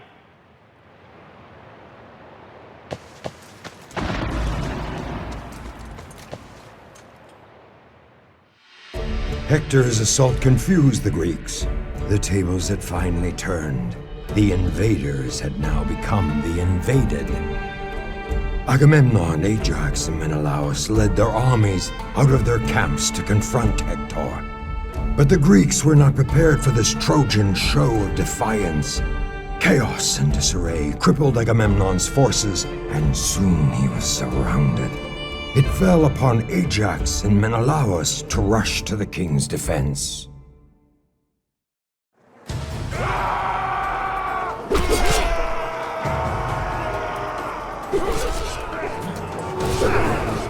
Brother! Come, Ajax! We must help him!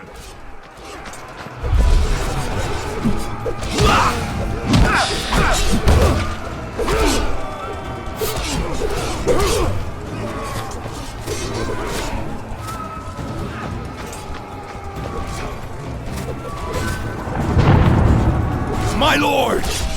Get these cursed dogs off me!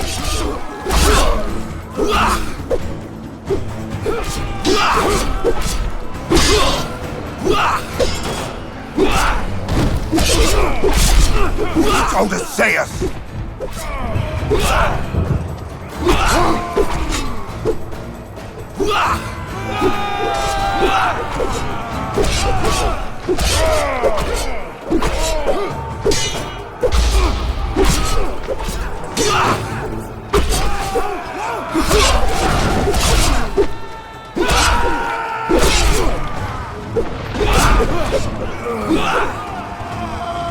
My lord, are you hurt? Hector has breached our walls to the north. Withdraw to the ships before he outflanks us! Come, Ajax! We need to get Agamemnon safely back to the ships. We will make a stand against the Trojans there.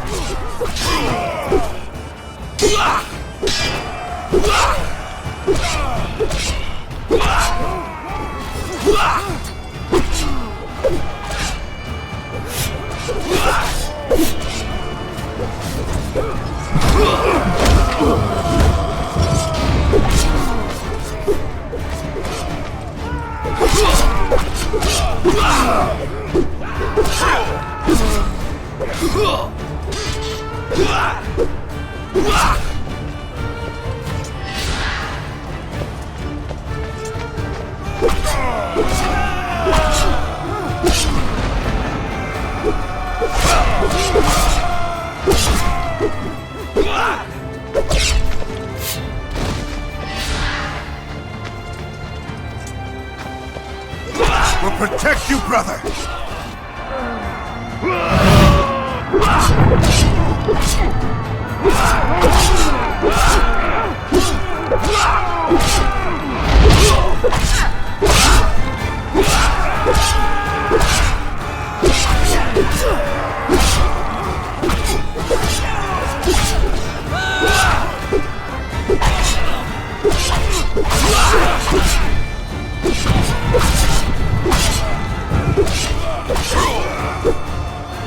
Ajax!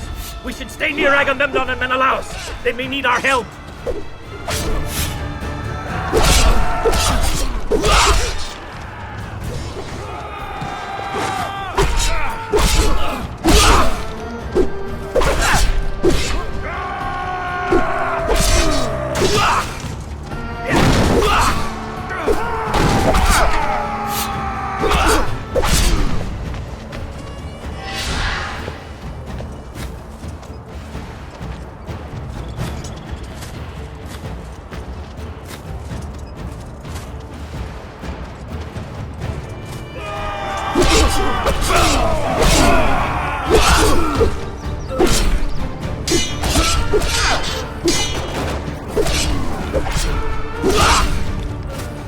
Trojans! Protect Agamemnon!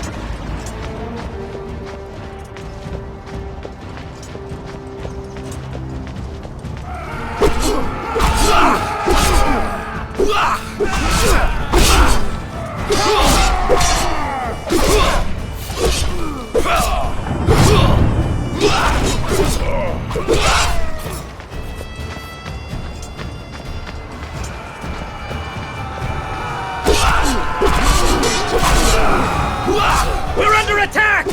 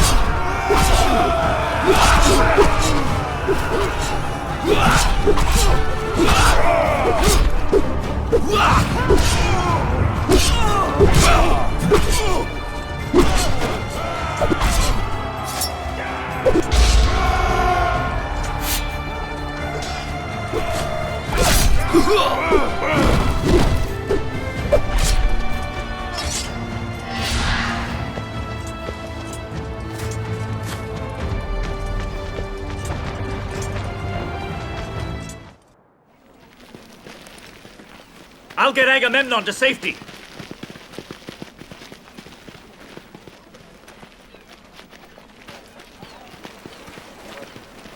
Some of the men are fleeing! By the gods, Ajax, what do we do? stone throwers. Our ships will be crushed. We must save them, or we will never see our homes again! I'll hold our ground here.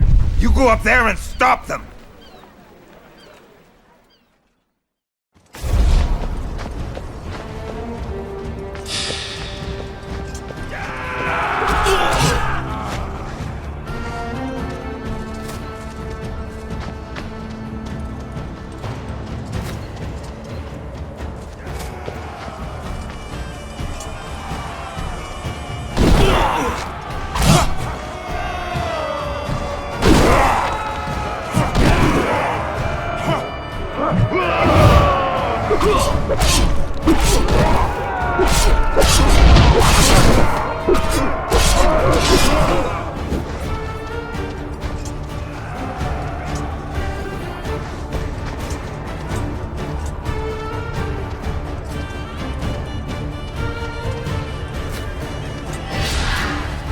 May the gods give us strength! I am the son of Telamon!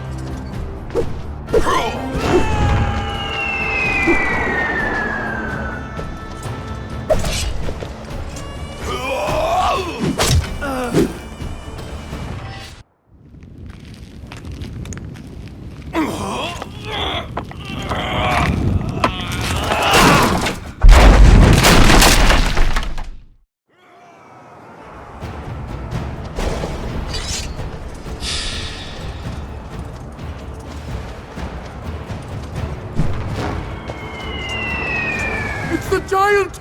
Don't let him pass!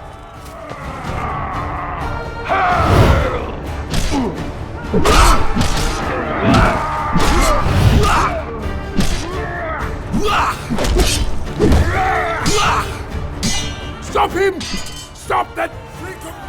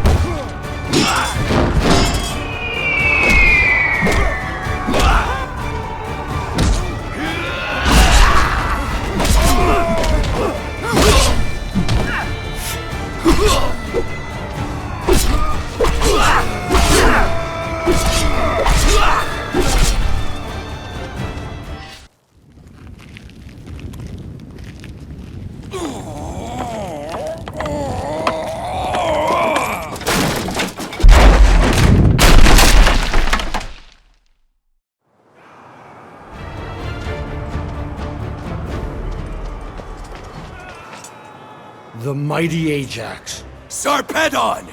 Telamon stood side by side with Heracles when years ago he vanquished this land. And here am I, his son, to do so once again. Telamon was a warrior king. His son shames him.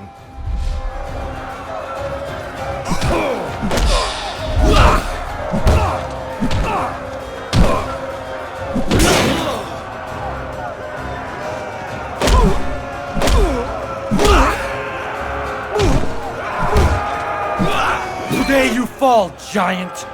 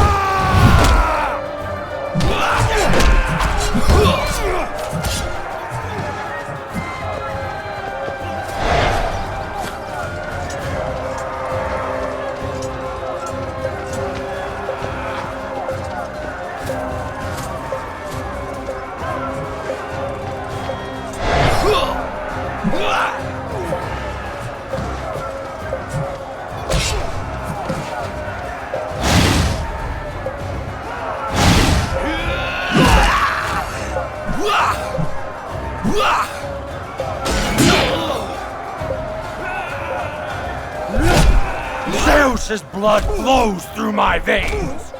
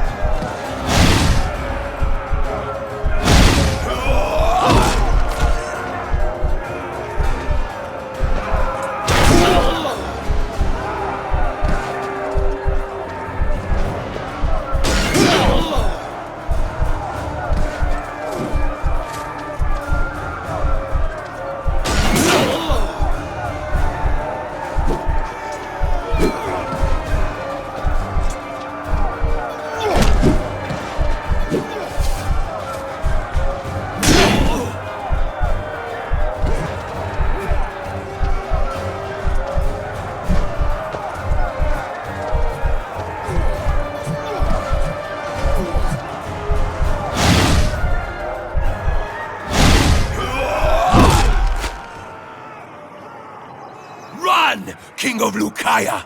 Live in shame!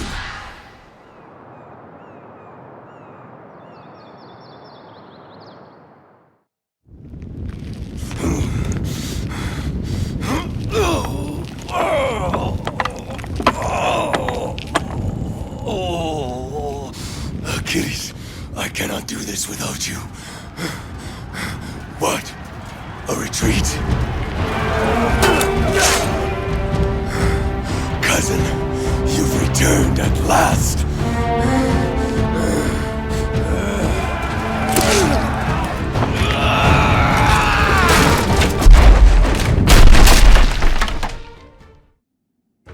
As I promised, I will now tell you of Aphrodite's treachery, and how Paris was nothing but a pawn in the eternal game played by the gods at the expense of men. Barely a year after Priam had brought his lost son Paris back into his household, the three goddesses, Hera, Athena, and Aphrodite, visited the young prince. They asked him to choose the fairest among them, a question mighty Zeus himself refused to answer, for he knew that preferring one meant making an enemy of the other two. So he convinced the goddesses to let Paris make the choice. The three goddesses bribed the young prince with fortune, conquest, and love. And gentle Paris chose love, chose passion, chose Aphrodite. Was it the rashness of youth that blinded the young Paris to make a choice Zeus himself dared not consider? Aphrodite made true her promise and brought Paris to the most beautiful woman on earth, Helen, wife of Menelaus. I have already told you what happened next, and the consequence thereof. Because of an act of reckless love, many were brought to pay a hefty price. Cassandra's prophecy was about to come true. But those who never believed what she foretold pointed to Hector, riding a wave of victory over the retreating Greeks. Hector easily breached the Grecian wall. On his side was Paris, shoulder to shoulder with the rest of the Trojans, not intent on glory, but yearning for redemption.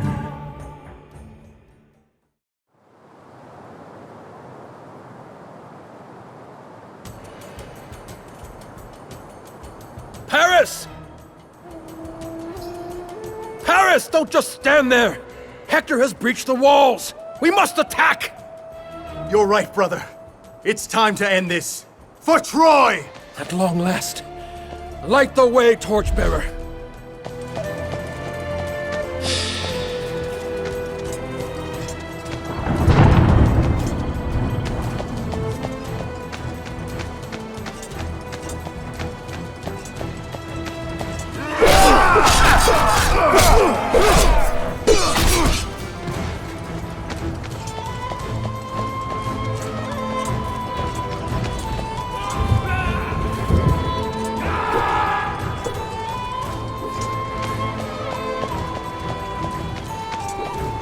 Men, secure the ridge! Paris and I will take the fight to the beaches!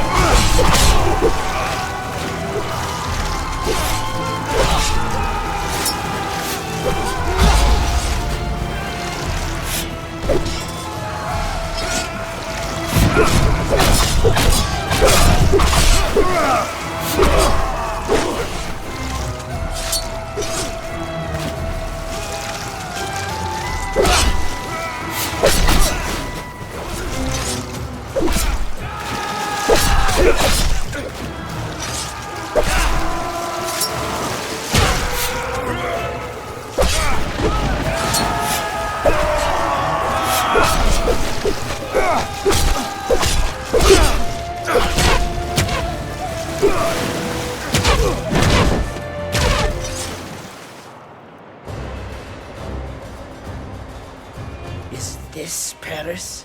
Is this the cause of all our suffering?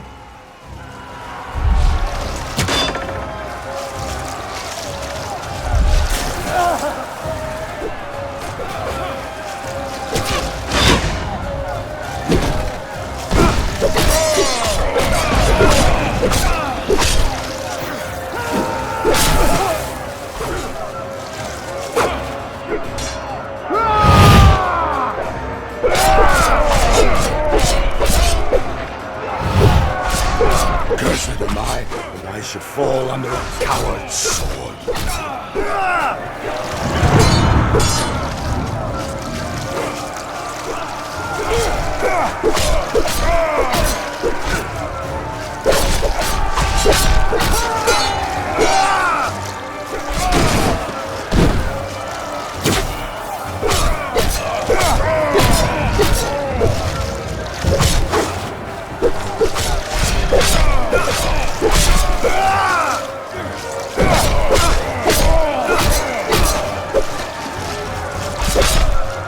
We have sacrificed all for this?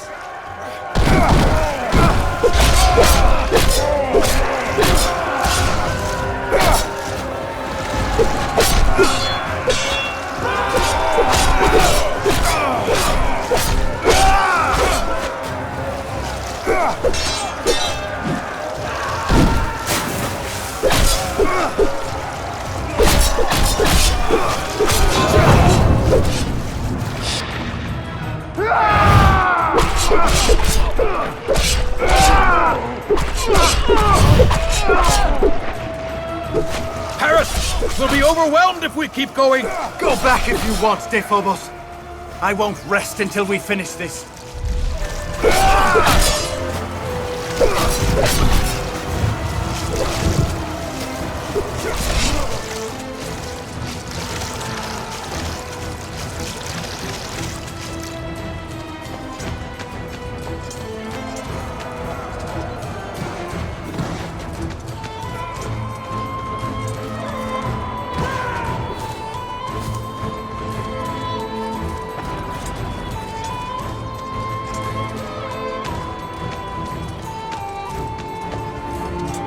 Paris.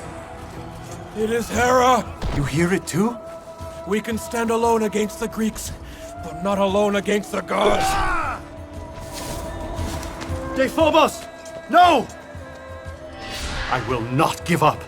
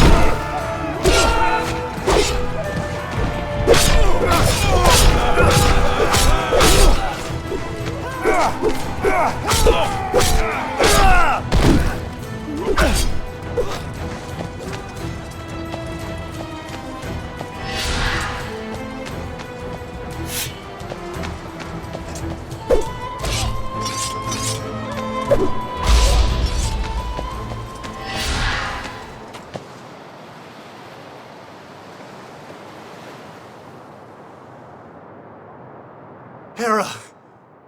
Why do you meddle in our affairs? We might end the war, the suffering, today! You care about others' suffering, but you do not think twice about causing it. You chose lust over sanity. You chose Aphrodite over me!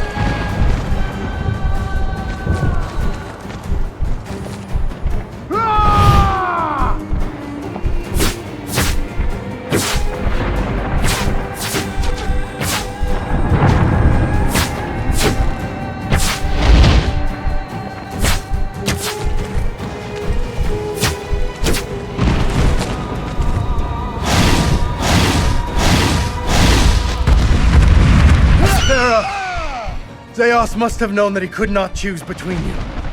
That is why he passed the choice to me. And you believed you could do what the gods would not. It was never your choice to make, Prince.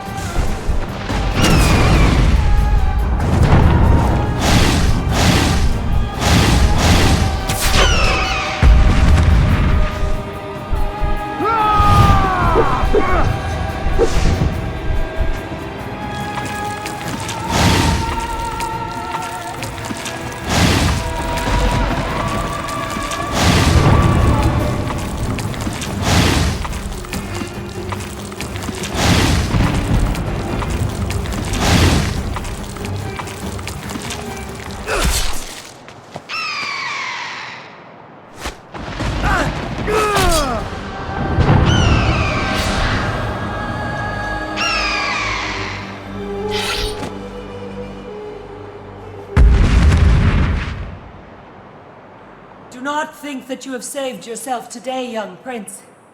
In the fabric of time, a few more days, weeks, are nothing but a drop in the ocean.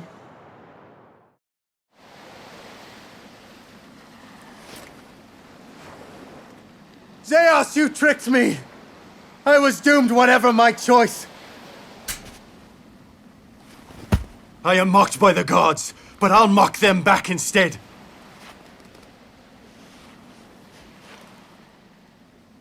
Watch! As I set the Greek ships on fire!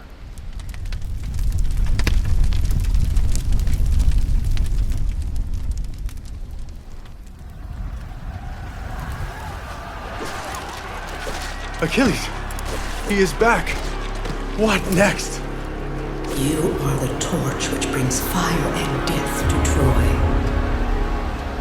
What next? With Achilles back in the fight, the Greeks found the courage they had lost. And like lions freed from a cage, they sprung forth, their claws sharpened for the kill.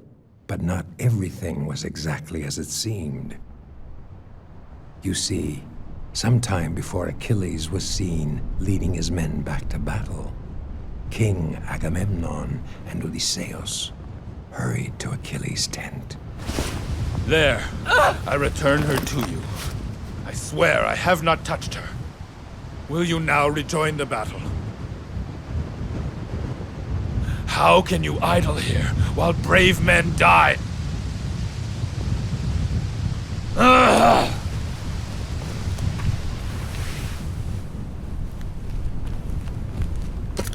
What are you doing? The men will follow this armor into the jaws of death. If you will not put it on and help save us from the brink of defeat, I will wear it and lead them myself. Agamemnon is a snake. He comes to beg and never cares to admit his guilt. So it's pride that keeps you, Achilles. I will lead our men to victory, keeping your pride intact and Agamemnon's in ruins. I will go in your stead, and only your sword will stop me.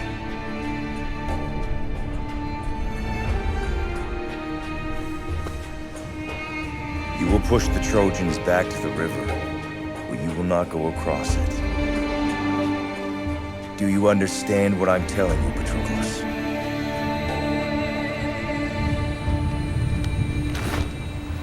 Patroclus, you will not cross the river.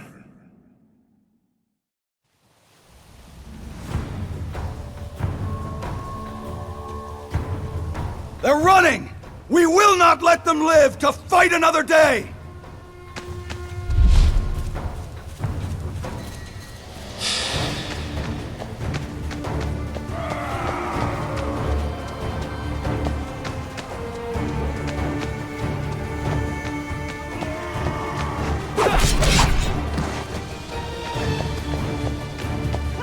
The Trojans are holding to the east!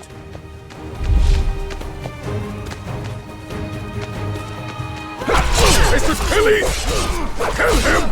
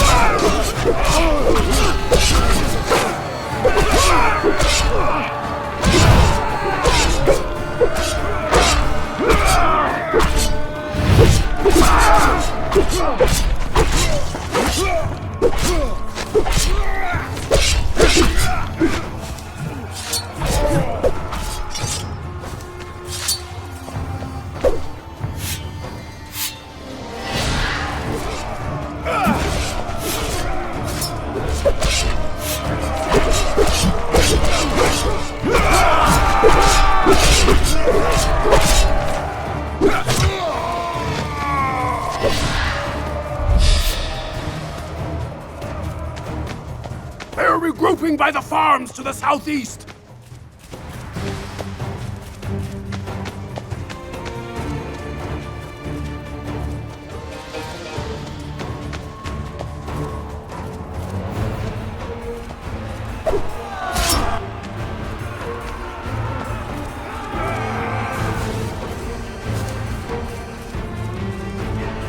The beast 'cause we're dead!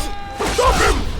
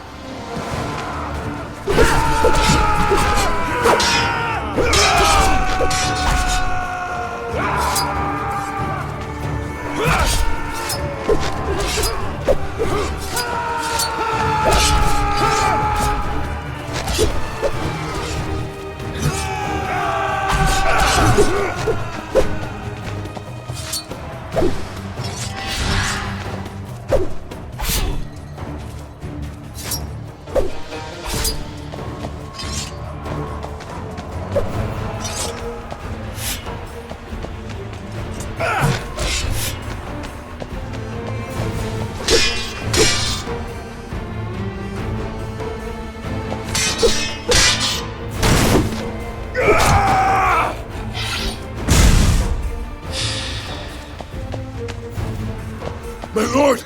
The Trojans are trying to outflank us at the river!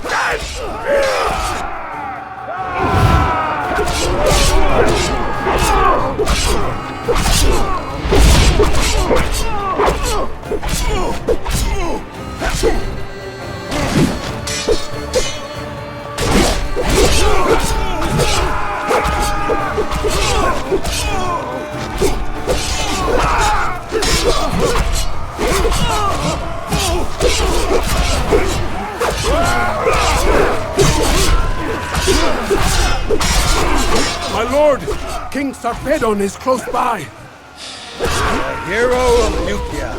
Finally a real challenge among the retreating hordes.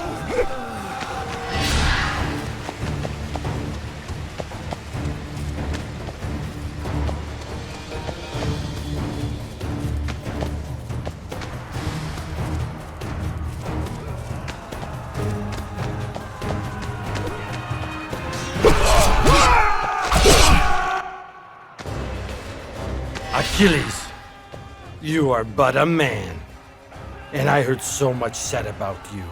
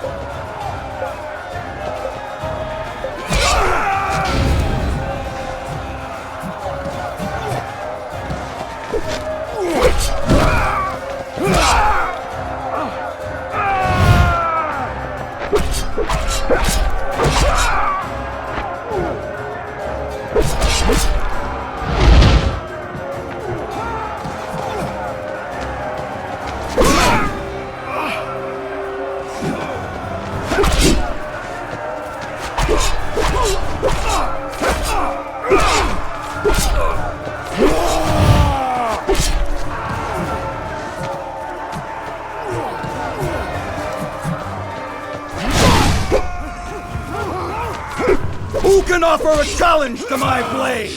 I am told the Trojans are holding at the tomb of Elos. You must stay and defend what we have secured. I'll go wipe out what's left of their blades.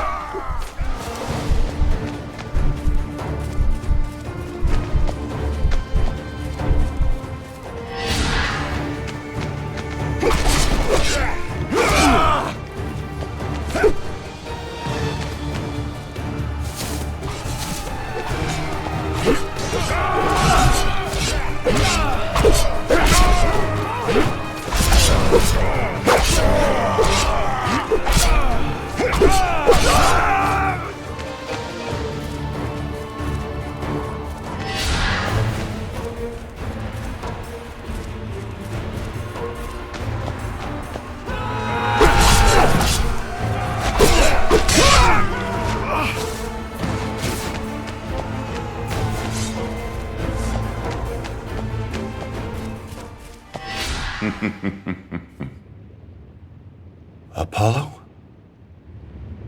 Achilles! Finally, we meet on this, your last day.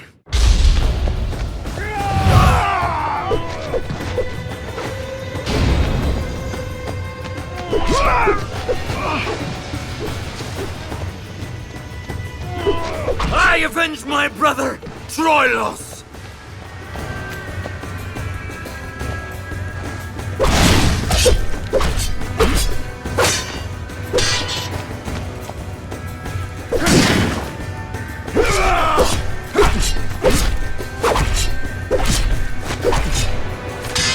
Come, Achilles. Achilles. It will be over soon enough.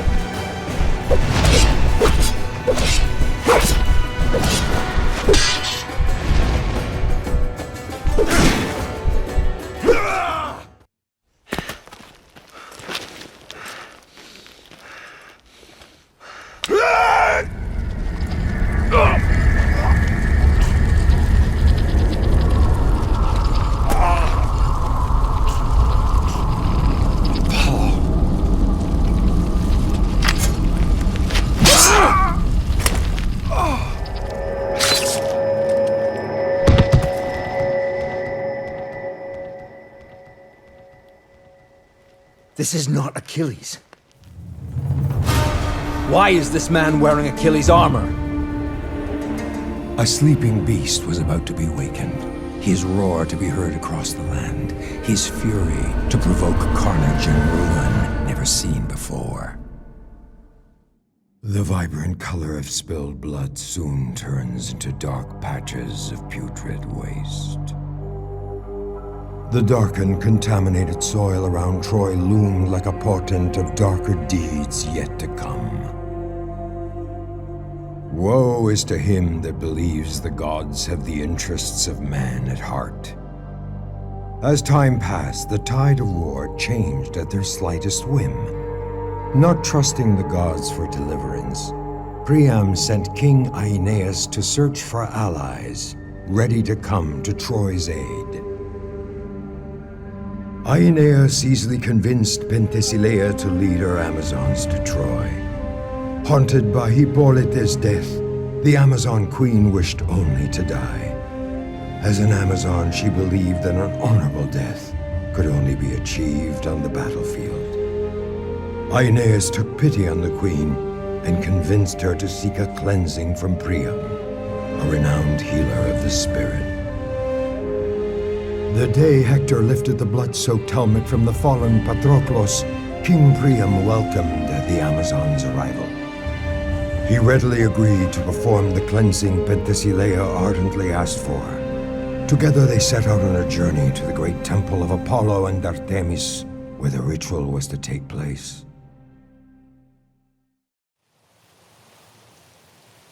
We are near the temple now. The area ahead is filled with Greek forces. I'm afraid that I am too old to fight and shall follow you at some distance. Don't worry, King Priam. We'll secure your path.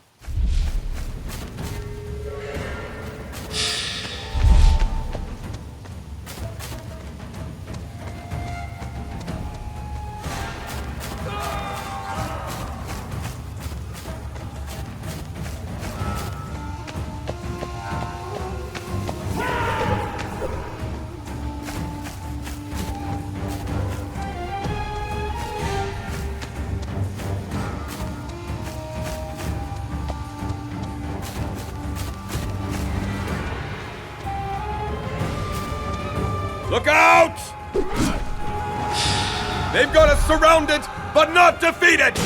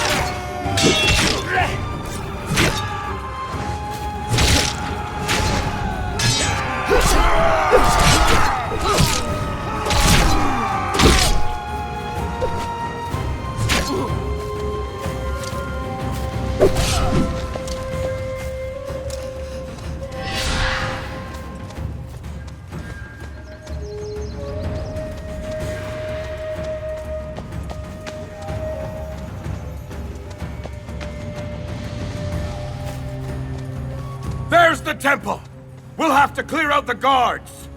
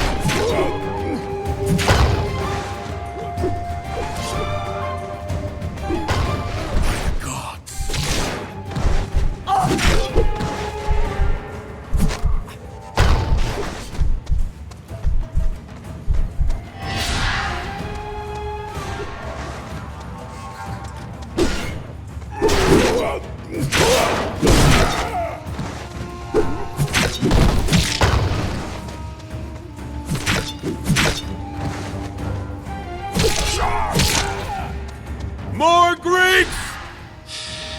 I will hold them back while you take King Priam inside and help him prepare for the ceremony.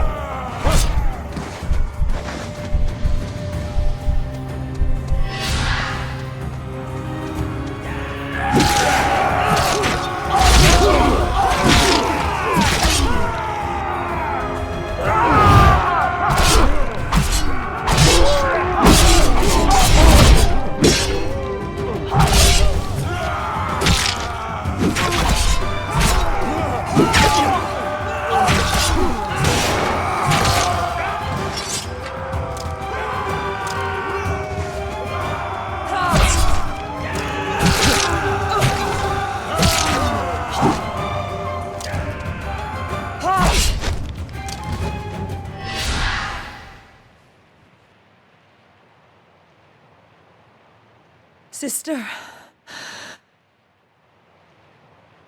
Paul Ute.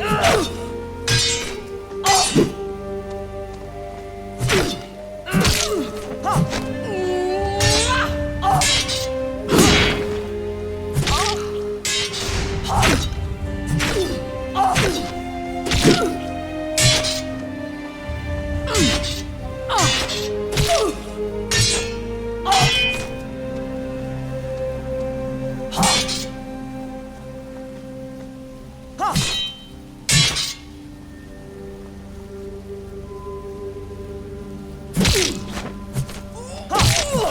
me be, sister! Grant me the peace I seek!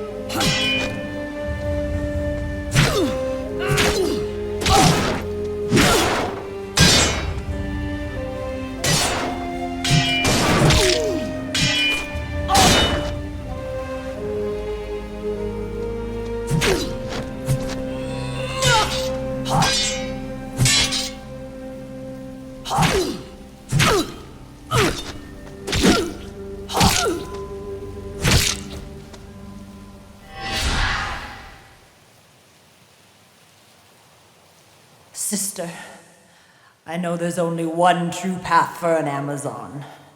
To die in battle.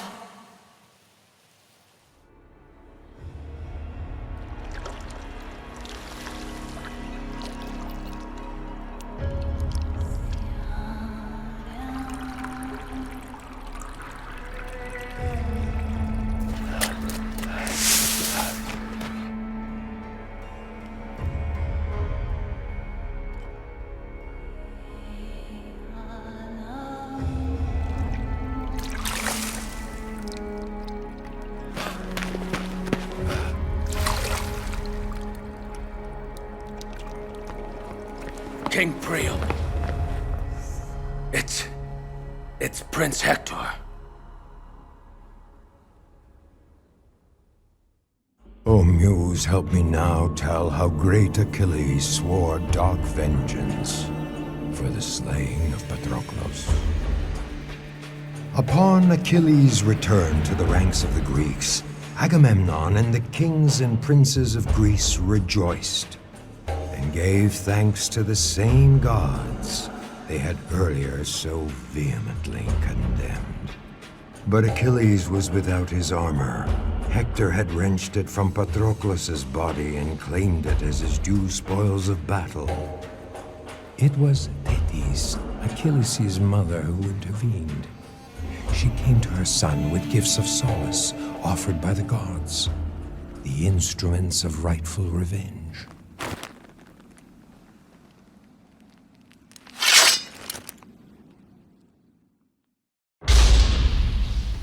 I'm coming for you, Hector!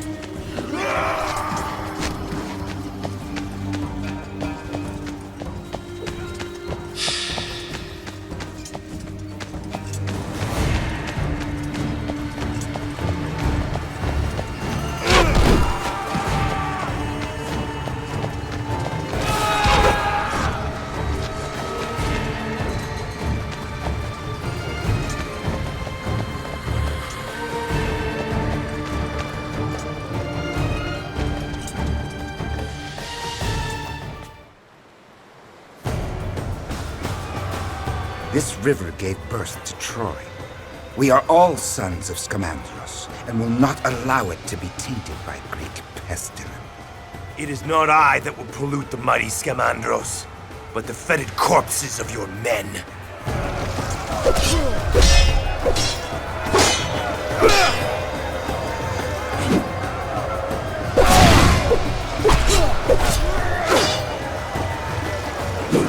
Scamandros, give me strength.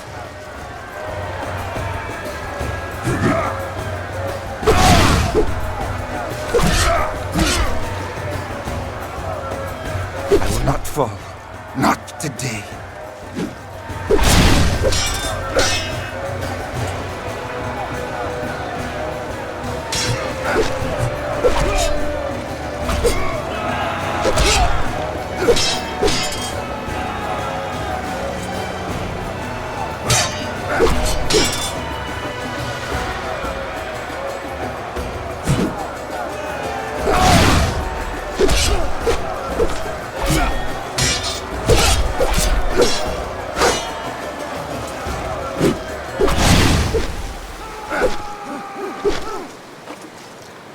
Achilles, I will no longer stand by as you stain my waters with the blood of those I have nourished for generations! Your people will perish, River God. The gods have no say in this, for it is not fate, nor divine plan that wills it, but I!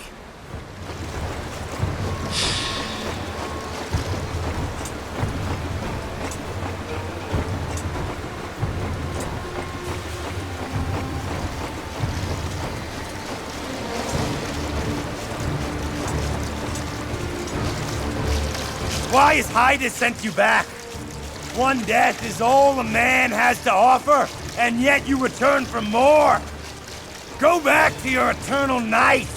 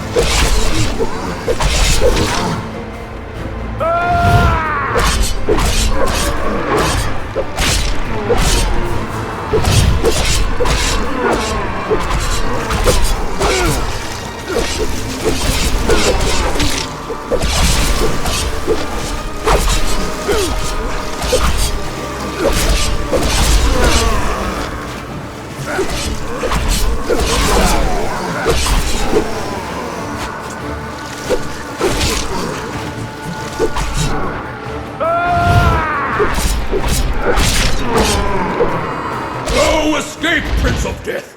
Have your revenge. Your end will come soon enough!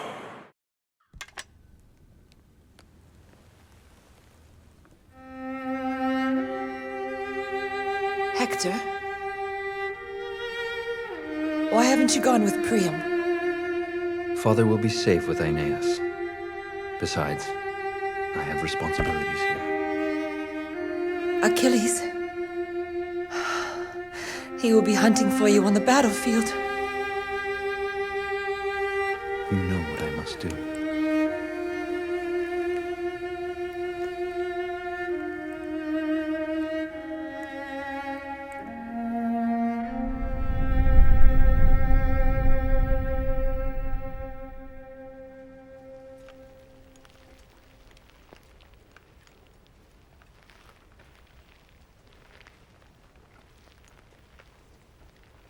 Hector!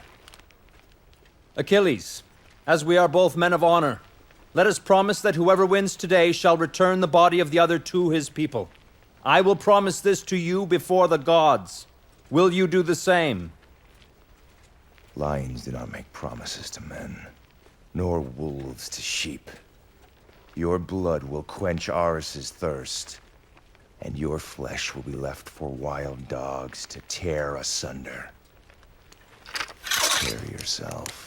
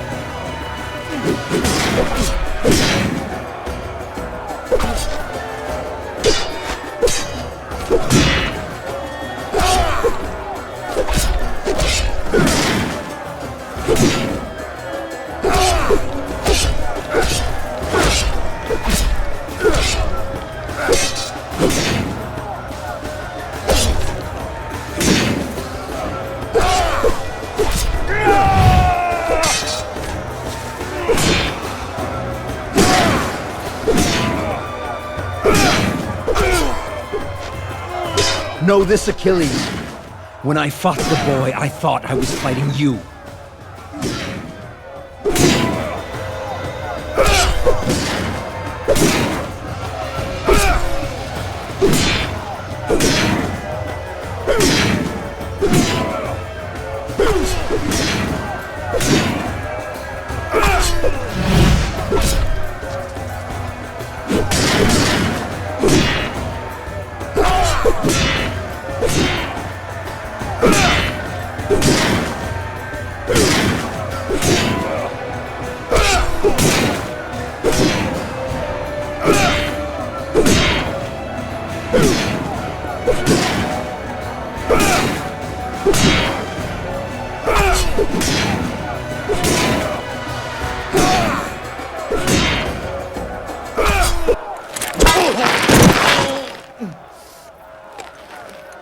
rend your limbs from your body and feed them to the dogs. My family will offer abundant gold for my ransom.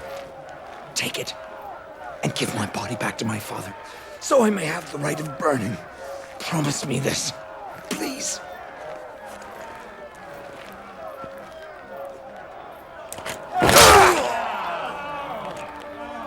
The hand of fate dooms us all, Achilles. I die for my people. Who will you die for? Don't speak of my fate. It's mine to forge, and no god on Mount Olympus will change that!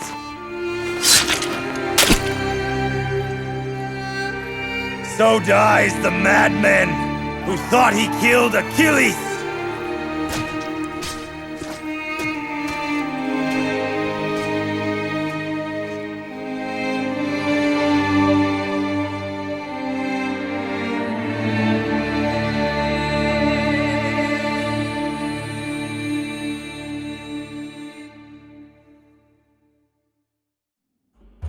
His revenge complete, Achilles was free to mourn his fallen friend, and lay his ashes in an urn of gold, meant for two, with instructions that if he were to fall in battle, his ashes were to be buried in the same urn. On that same day, the Trojans mourned the loss of their fallen champion. For 3 days the hills and plains of Troy echoed with the soft sounds of sorrow in place of battle's thunder. Isn't it odd how men celebrate death by keeping the peace and live life to wage war? And when the call went out for war's dark shadow to return, the Trojans were bolstered by a glorious new ally, Penthesilea and her Amazons. In spite of the cleansing ritual, Penthesilea knew there was only one way to cleanse her guilt: death in battle. With this in mind, she led her Amazons into battle, searching for the one who could grant her an honorable warrior's death: Achilles. We are Amazons, unafraid of battle, unafraid of men, unafraid of death.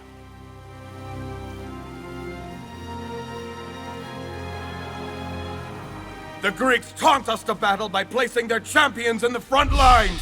Then let's not make them wait for hours.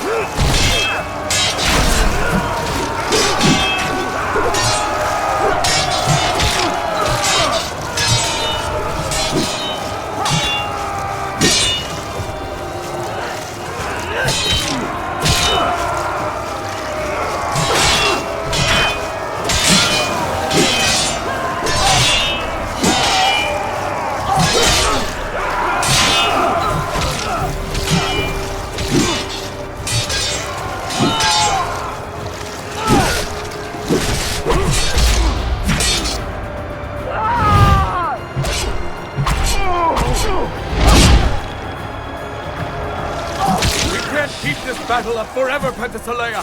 Our armies will need rest! He is nearby! The beast is nearby! I must face him! Today! You speak of Achilles!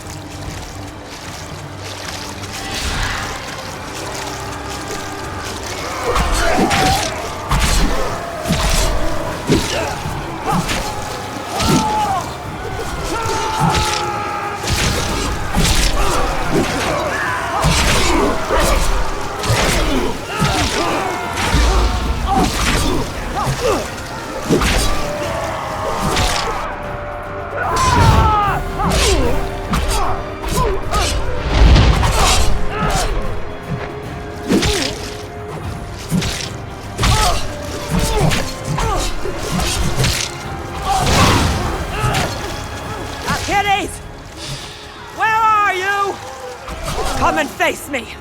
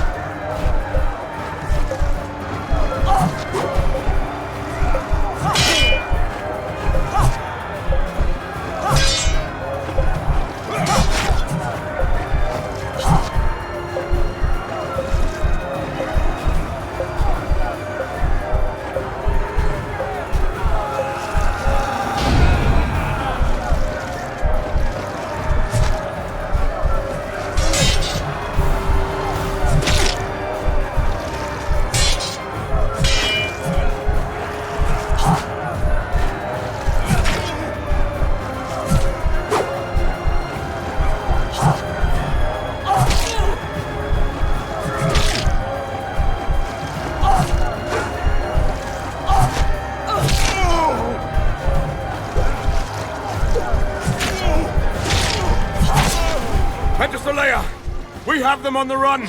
What's left of their army waits across the river!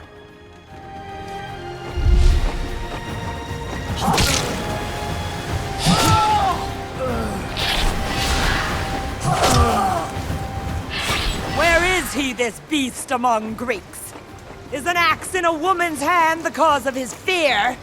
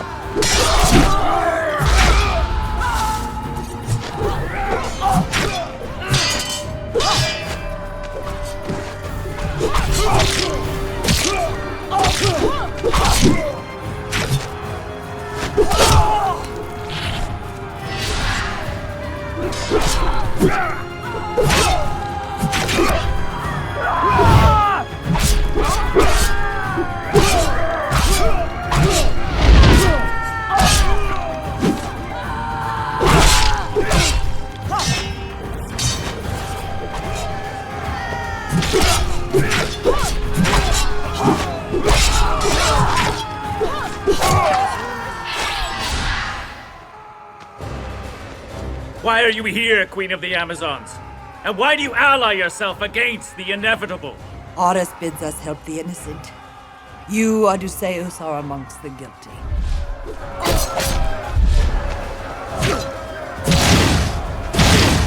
I cannot back down so easily, Amazon.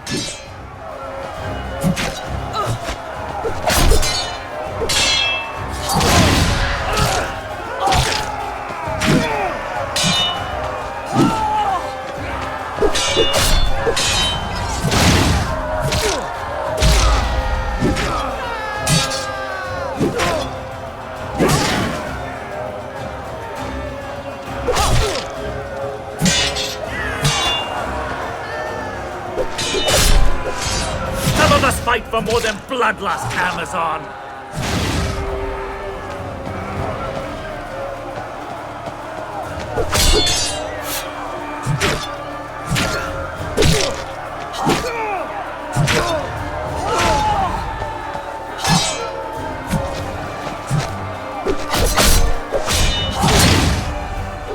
I may not be able to best you, Amazon, but we shall see how you fare against the might of Achilles. Coward! You value your life over your honor! Quickly, Aeneas! He may lead us straight to the beast!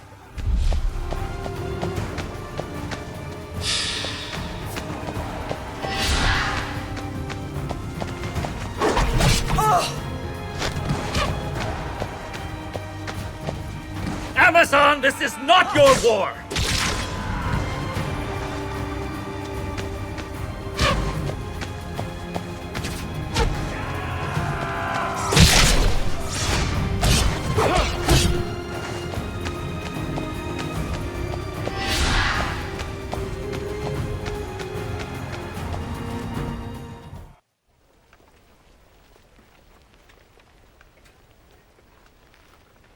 My queen, remember, the gods play with us and tease us for their amusement.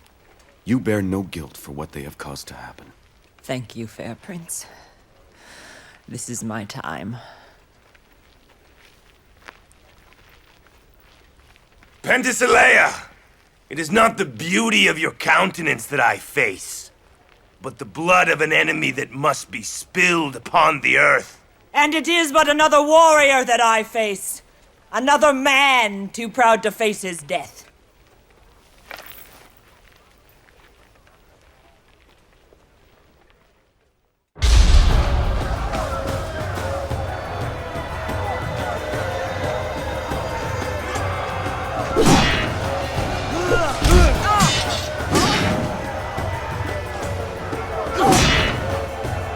Horus is about to drink the blood of his own daughter.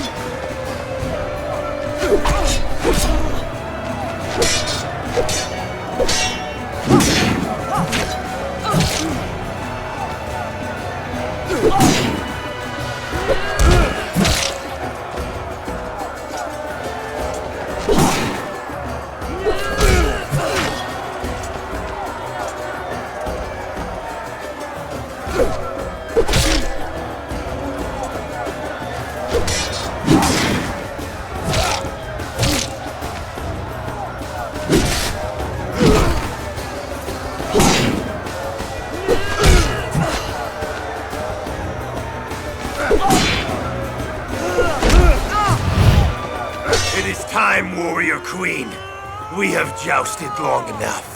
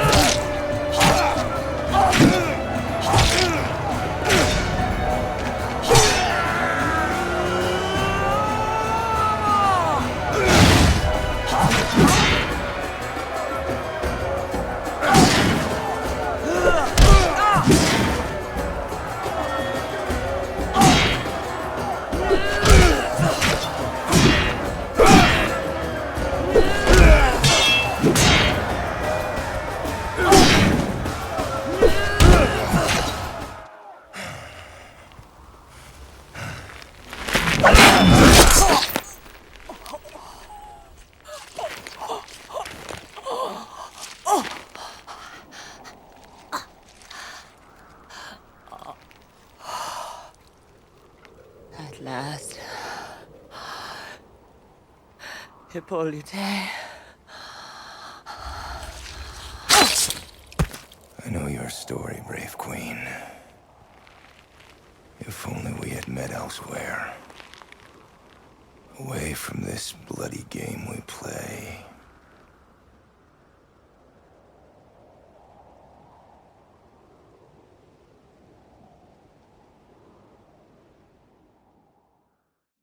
With Hector and Penthesilea both fallen at the hands of Achilles, Troy looked for a new hero to save them from the jaws of the lion. From the distant lands of Ethiopia came the warrior King Memnon, the mightiest warrior of the East. On his shoulders rested the hopes of Paris and all the people of Troy.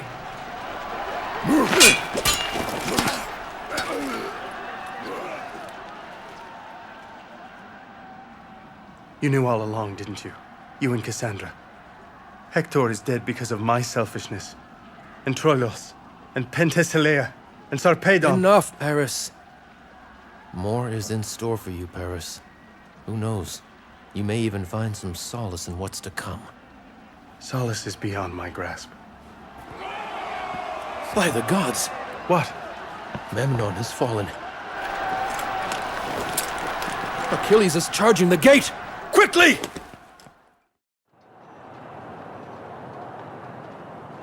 Come, Paris! I'll go after Achilles. You take the men and clear the rest of the Greeks out of the city. Dephobos, wait!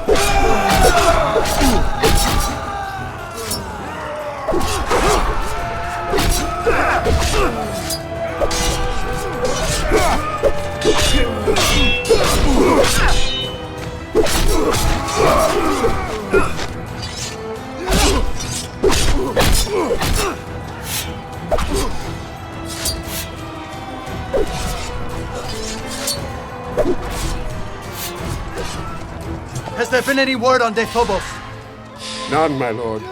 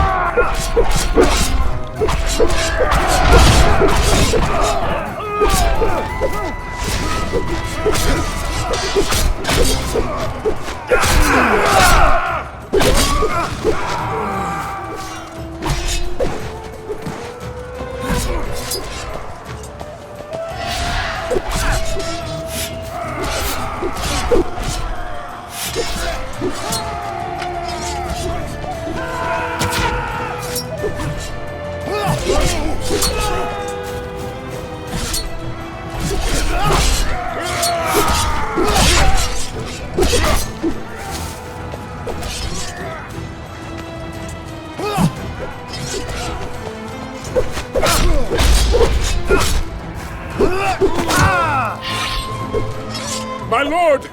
Prince Dephobos and Achilles were seen near the altar of Zeus! Stay here! I must go help my brother.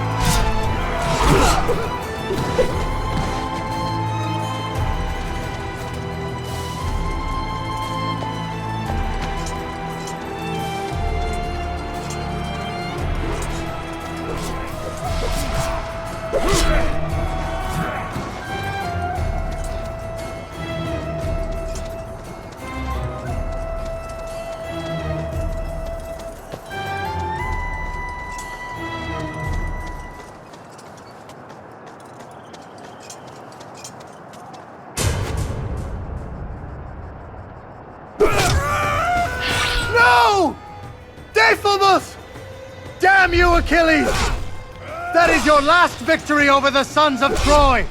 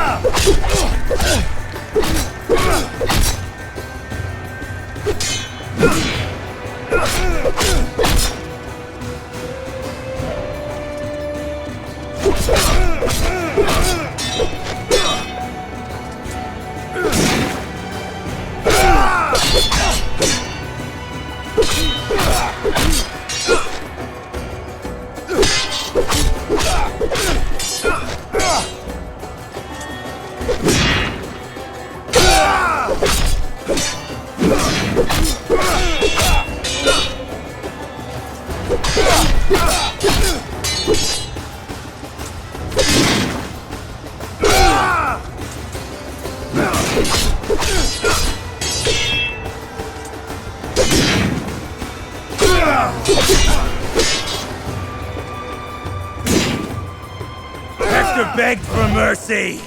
Will you do the same? There is no glory in this fight. I face a coward.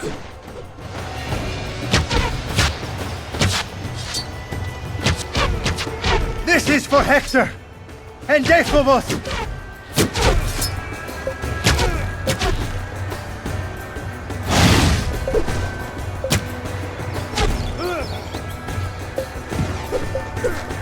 For Sarpedon! For Penthesilea! And Troilus!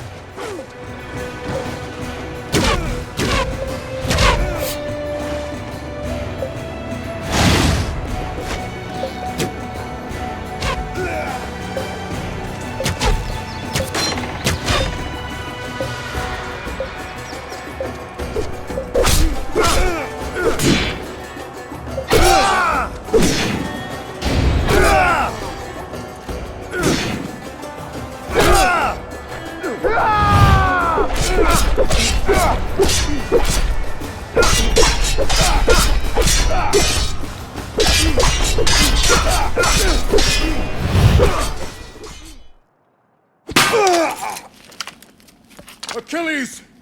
King Achilles, we're being overrun. We cannot last within the city much longer. We will face each other again!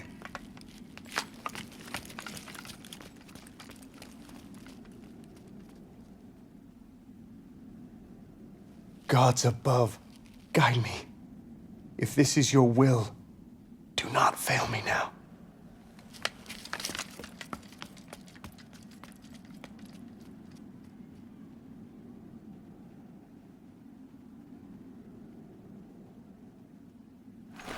Move! Move!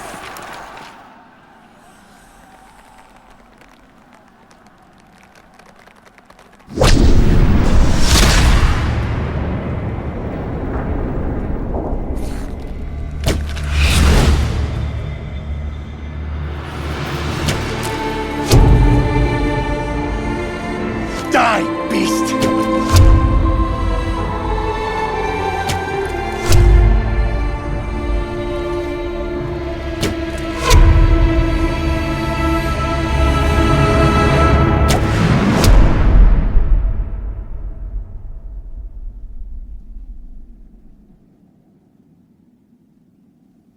It's done. When great men fall, gods, men, and beasts turn silent. Legends tell us that Ajax was struck by madness, victim of Athena's rage. And yet we all know that we readily attribute to the gods all that we know nothing of. Those who followed Ajax tell of signs that all was not well with their prince. Did it start the day he saw his cousin Achilles fall? That day he carved his way through the Trojan hordes, and with Odysseus' help, retrieved Achilles' body and carried it safely to his camp for proper burial.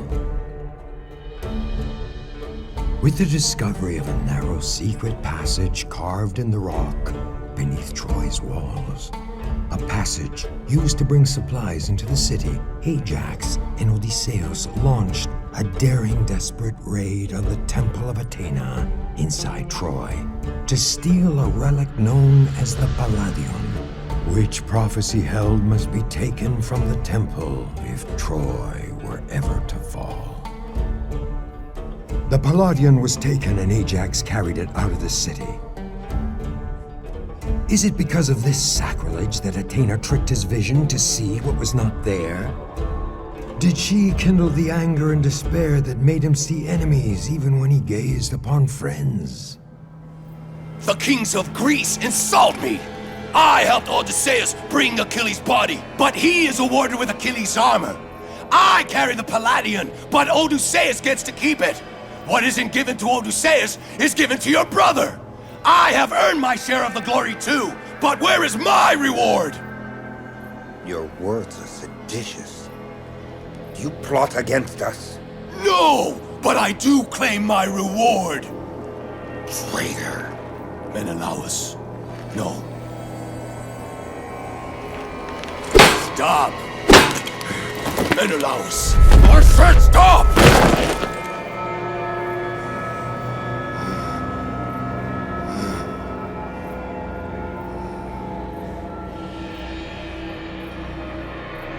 What have you done? You've murdered the man you swore to protect.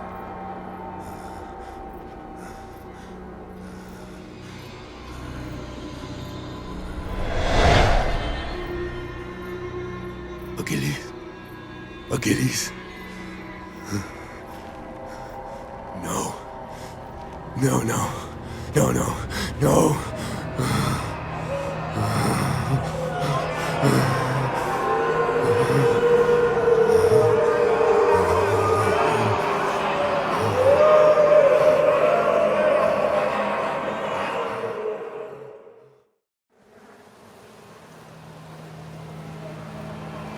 Traitor!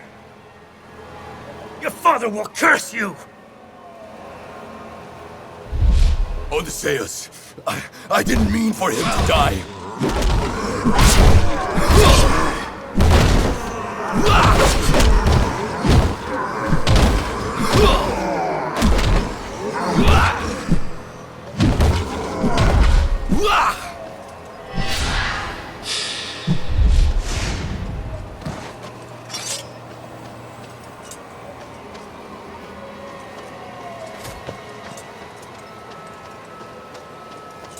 Kill the traitor!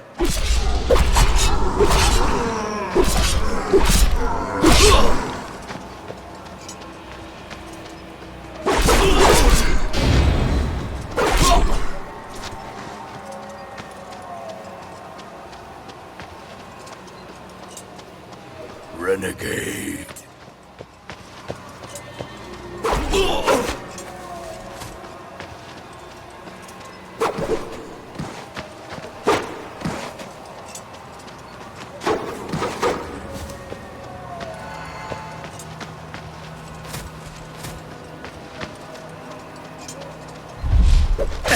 your fate, Ajax!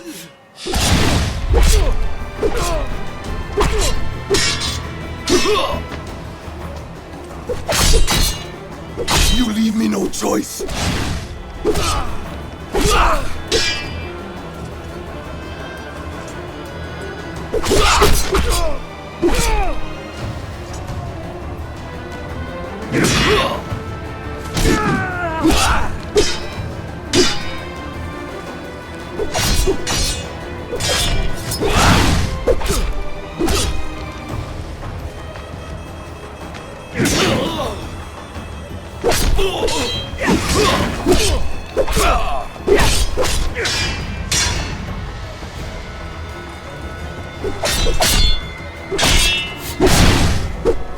Odysseus. What have you done, Ajax? I did everything you asked, Agamemnon. And you denied me my glory every time. This is your fault. You should be the one to bear the guilt. You accuse your king? Then come, face me!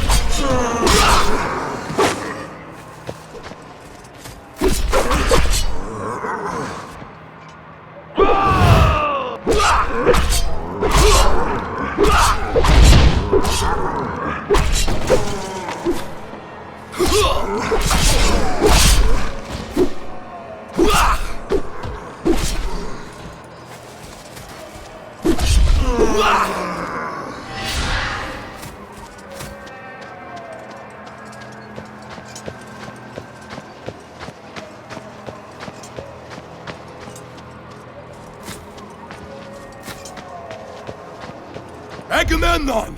It's your fault! What do you blame me for, Ajax? You have killed Odysseus and my brother Menelaus!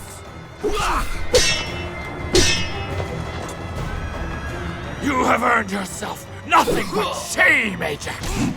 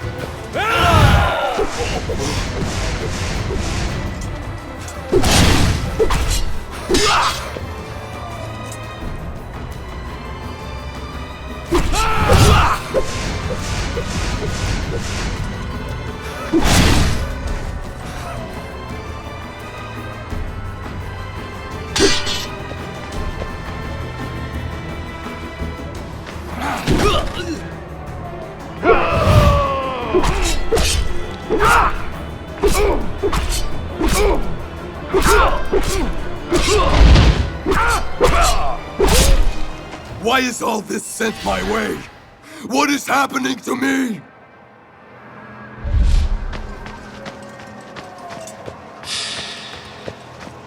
No! No more! What do you want from me?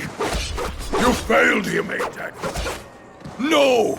They're all dead! All of them! Leave me be!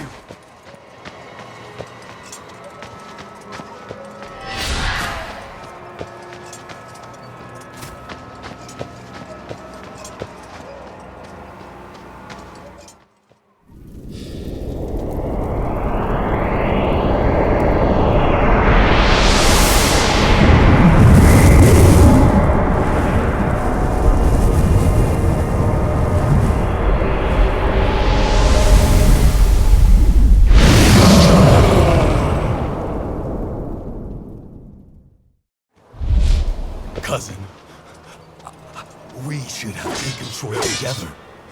You should not have fallen. I should not have let you fall.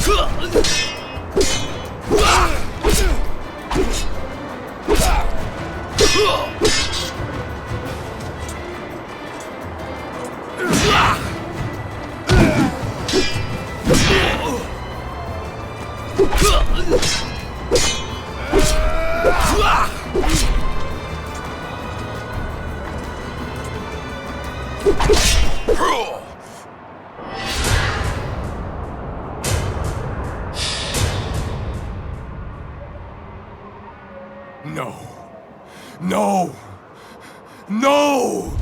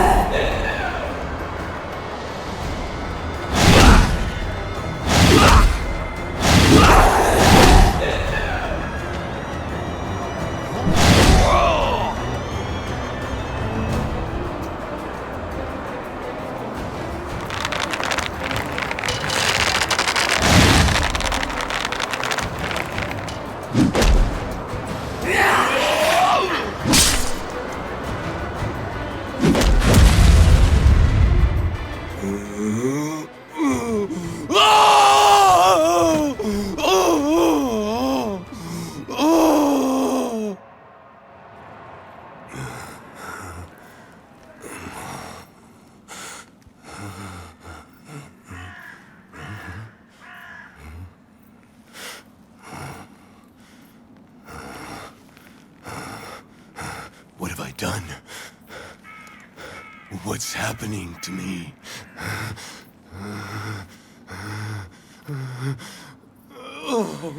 What have I done? What have I done? What's happening? What's happening to me?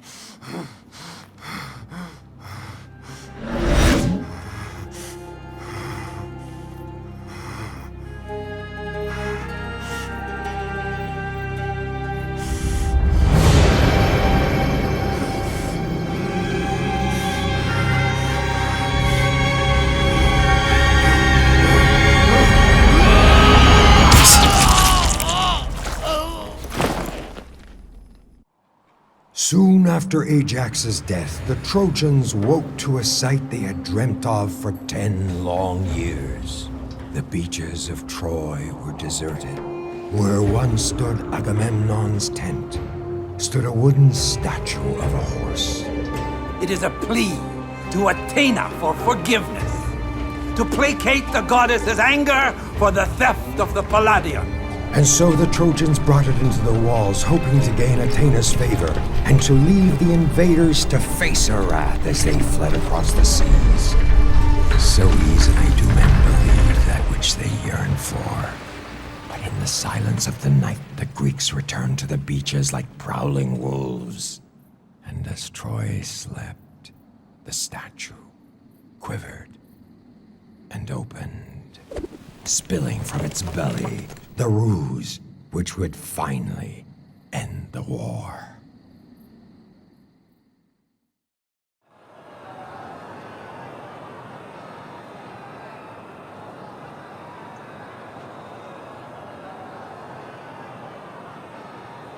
Odysseus, your plan has worked. Listen how they celebrate. We'd better hurry to the gate. Our armies will be waiting.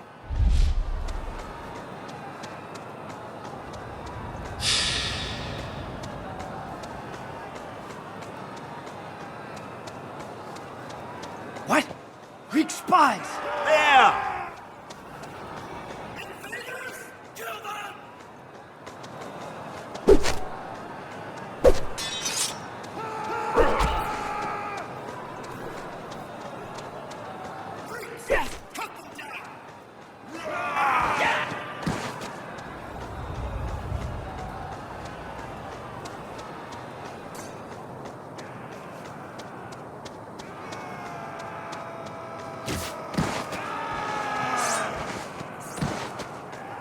Greeks!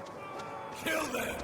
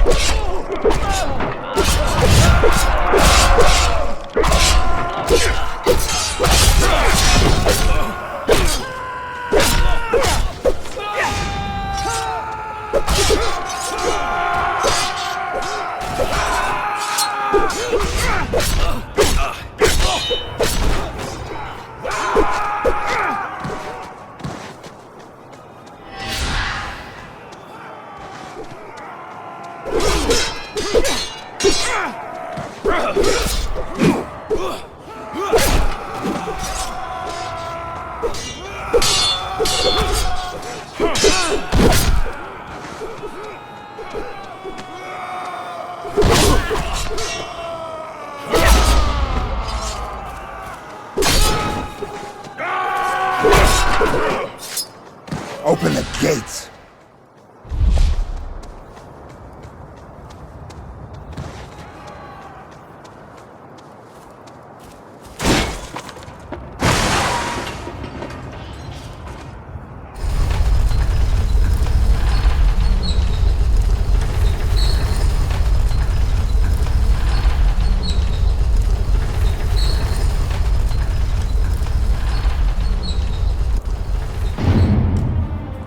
All debts will be erased by morning.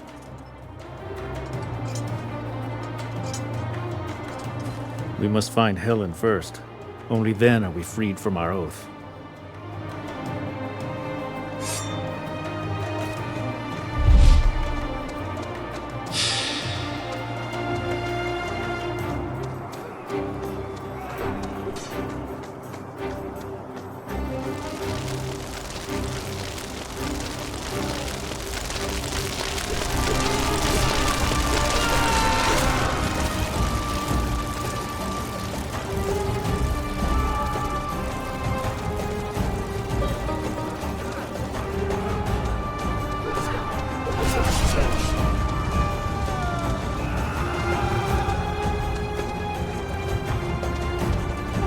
I will tear the flesh from your bones.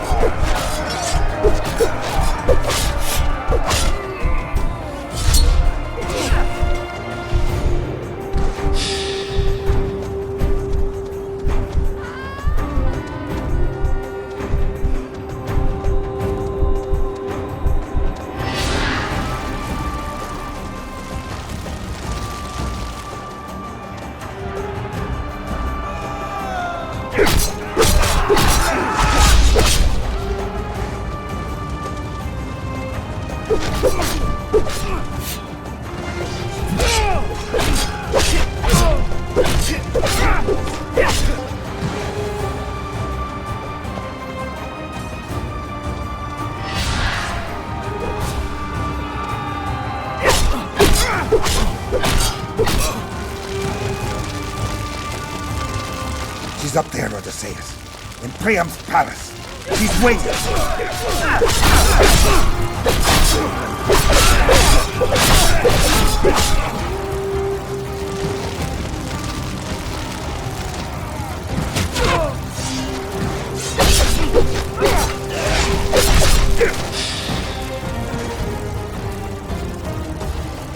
A desperate final stand!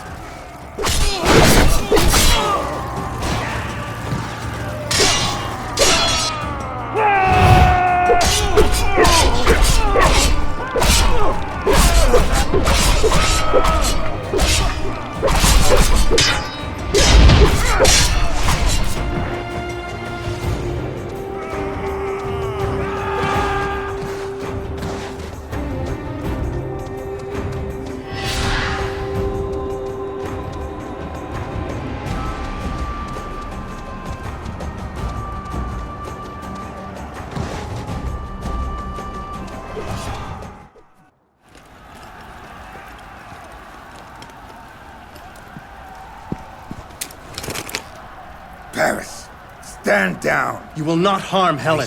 Paris, wait!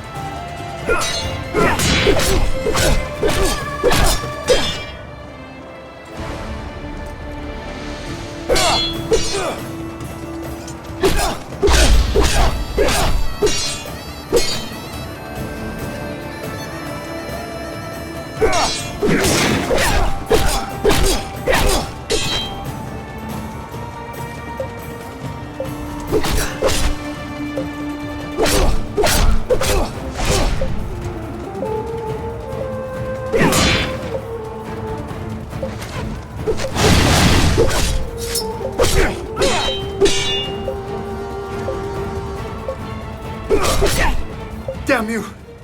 You will not take her!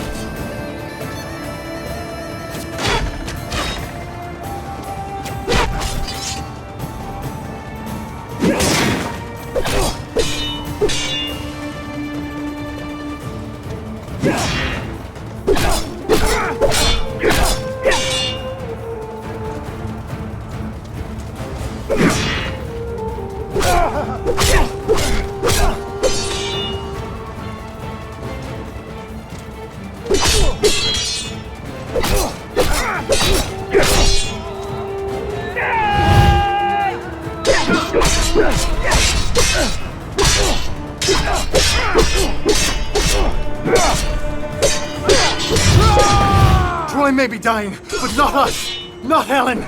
Not this night!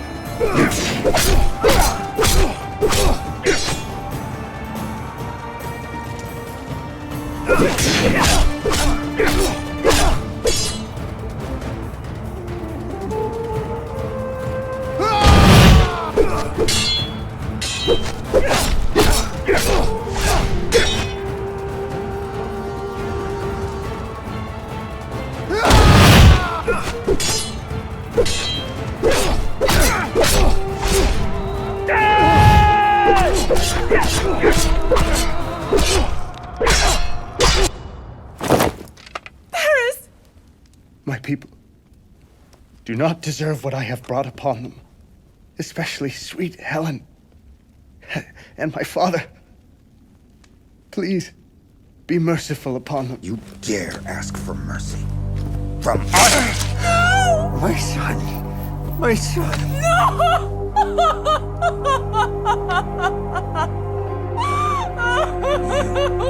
You will die in front of all my men, wiping clean the shame you have brought upon me, upon Sparta. Menelaus, enough have died.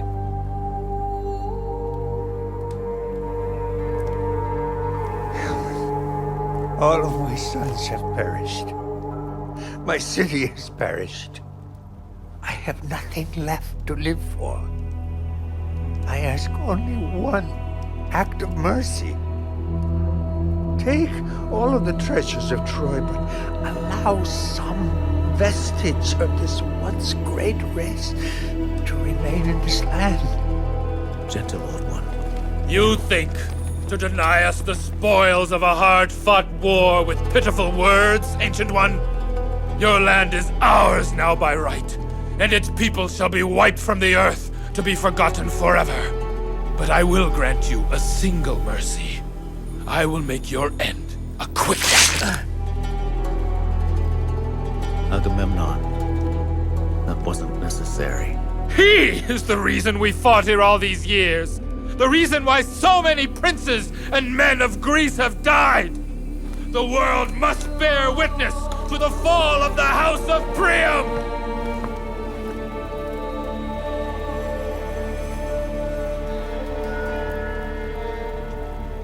The oath fulfilled, the kings of Greece set sail for home, leaving behind them the blackened ruins of a once glorious city.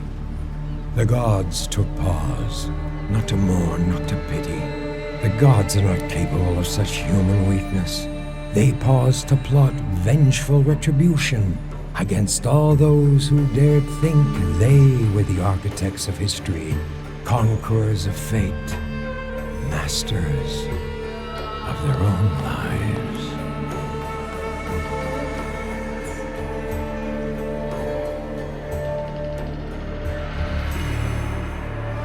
But do not hastily retire, for our story is not yet complete. The night the horse was brought into the city, the citizens of Troy celebrated with passion and abandon.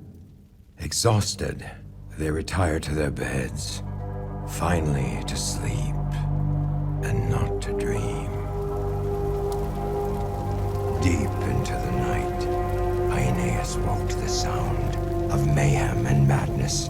He rushed to his window and watched the Greek hordes plunder and ravage the sleeping city like tiny insects scouring the carcass of a wild dog. There was little he could do except secure his friends and family. With this in mind, he rushed to Priam's palace.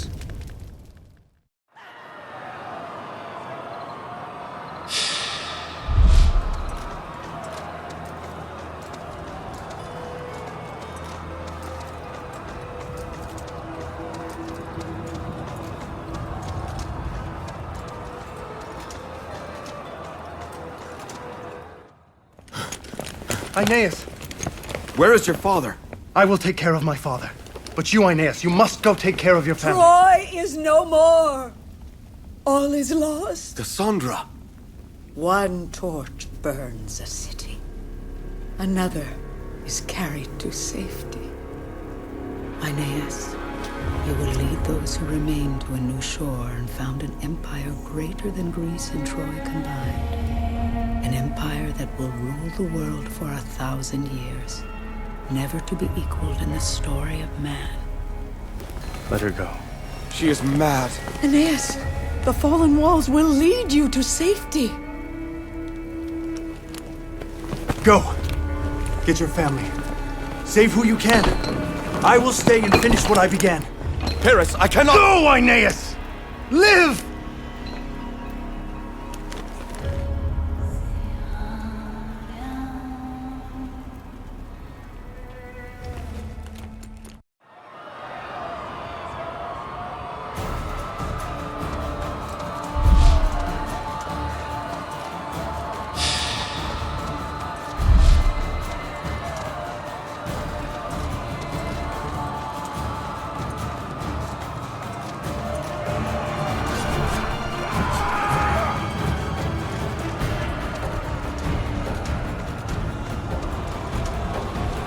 No! Please! Stand back! Stand back, you animals! Mercy! Show mercy!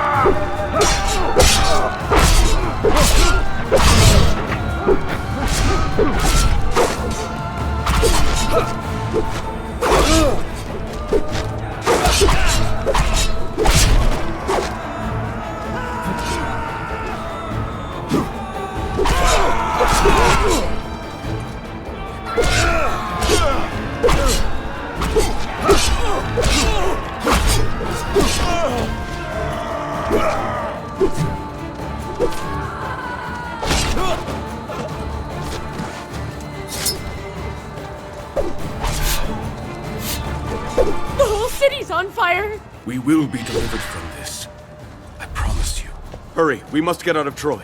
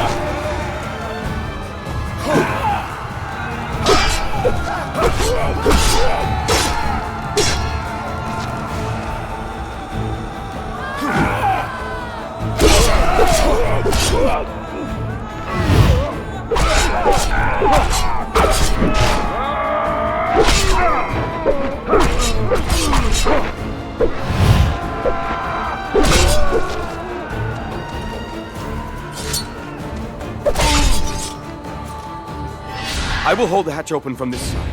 But how will you escape, my son? I will find another way, Father. Don't worry.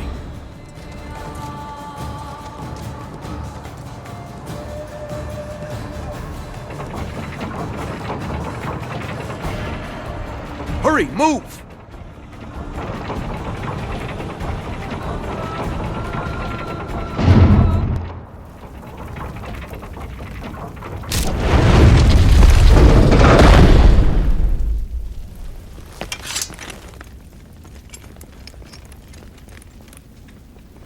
Aeneas, look, Alpha and Omega.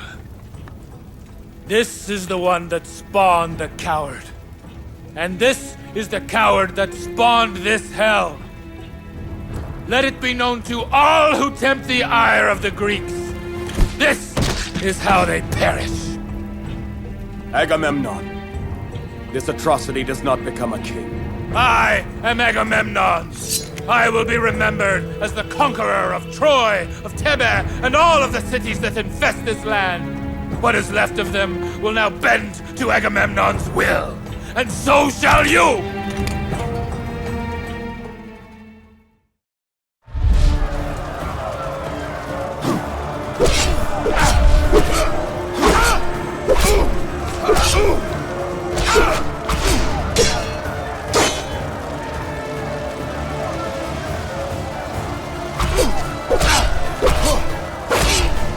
Your children will serve my children. Your women will warm my bed.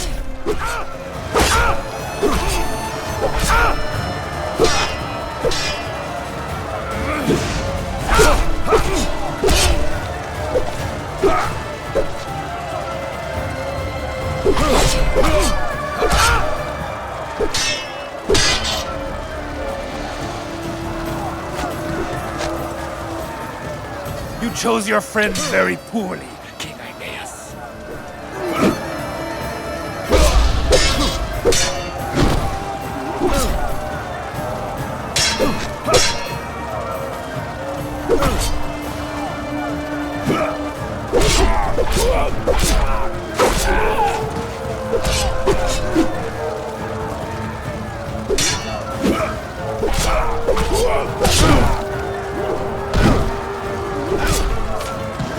I cannot fall. The gods have decreed it.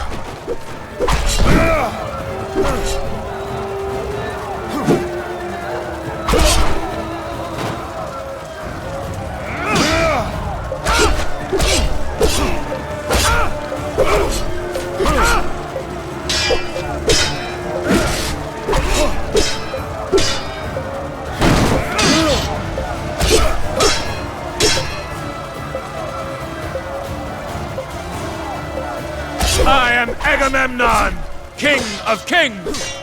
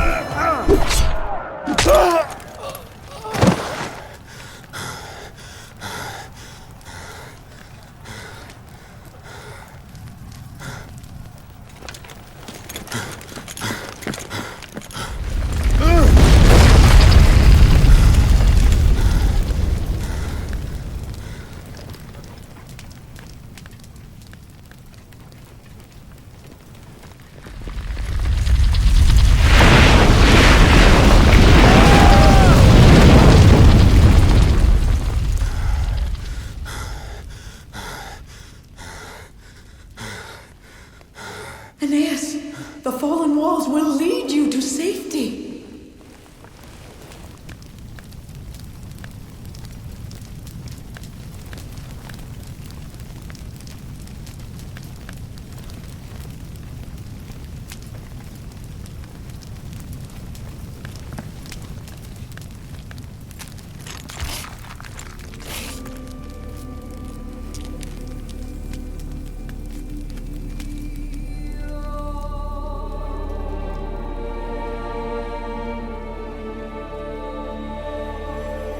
So easy to destroy in a night what takes generations to build.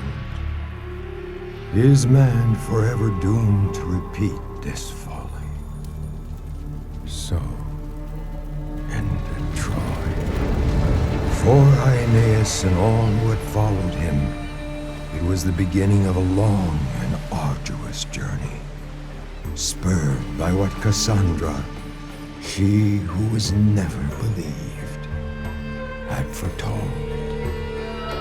Aeneas, you will lead those who remain to a new shore and found an empire greater than Greece and Troy combined. An empire that will rule the world for 1,000 years, never to be equaled in the story of man.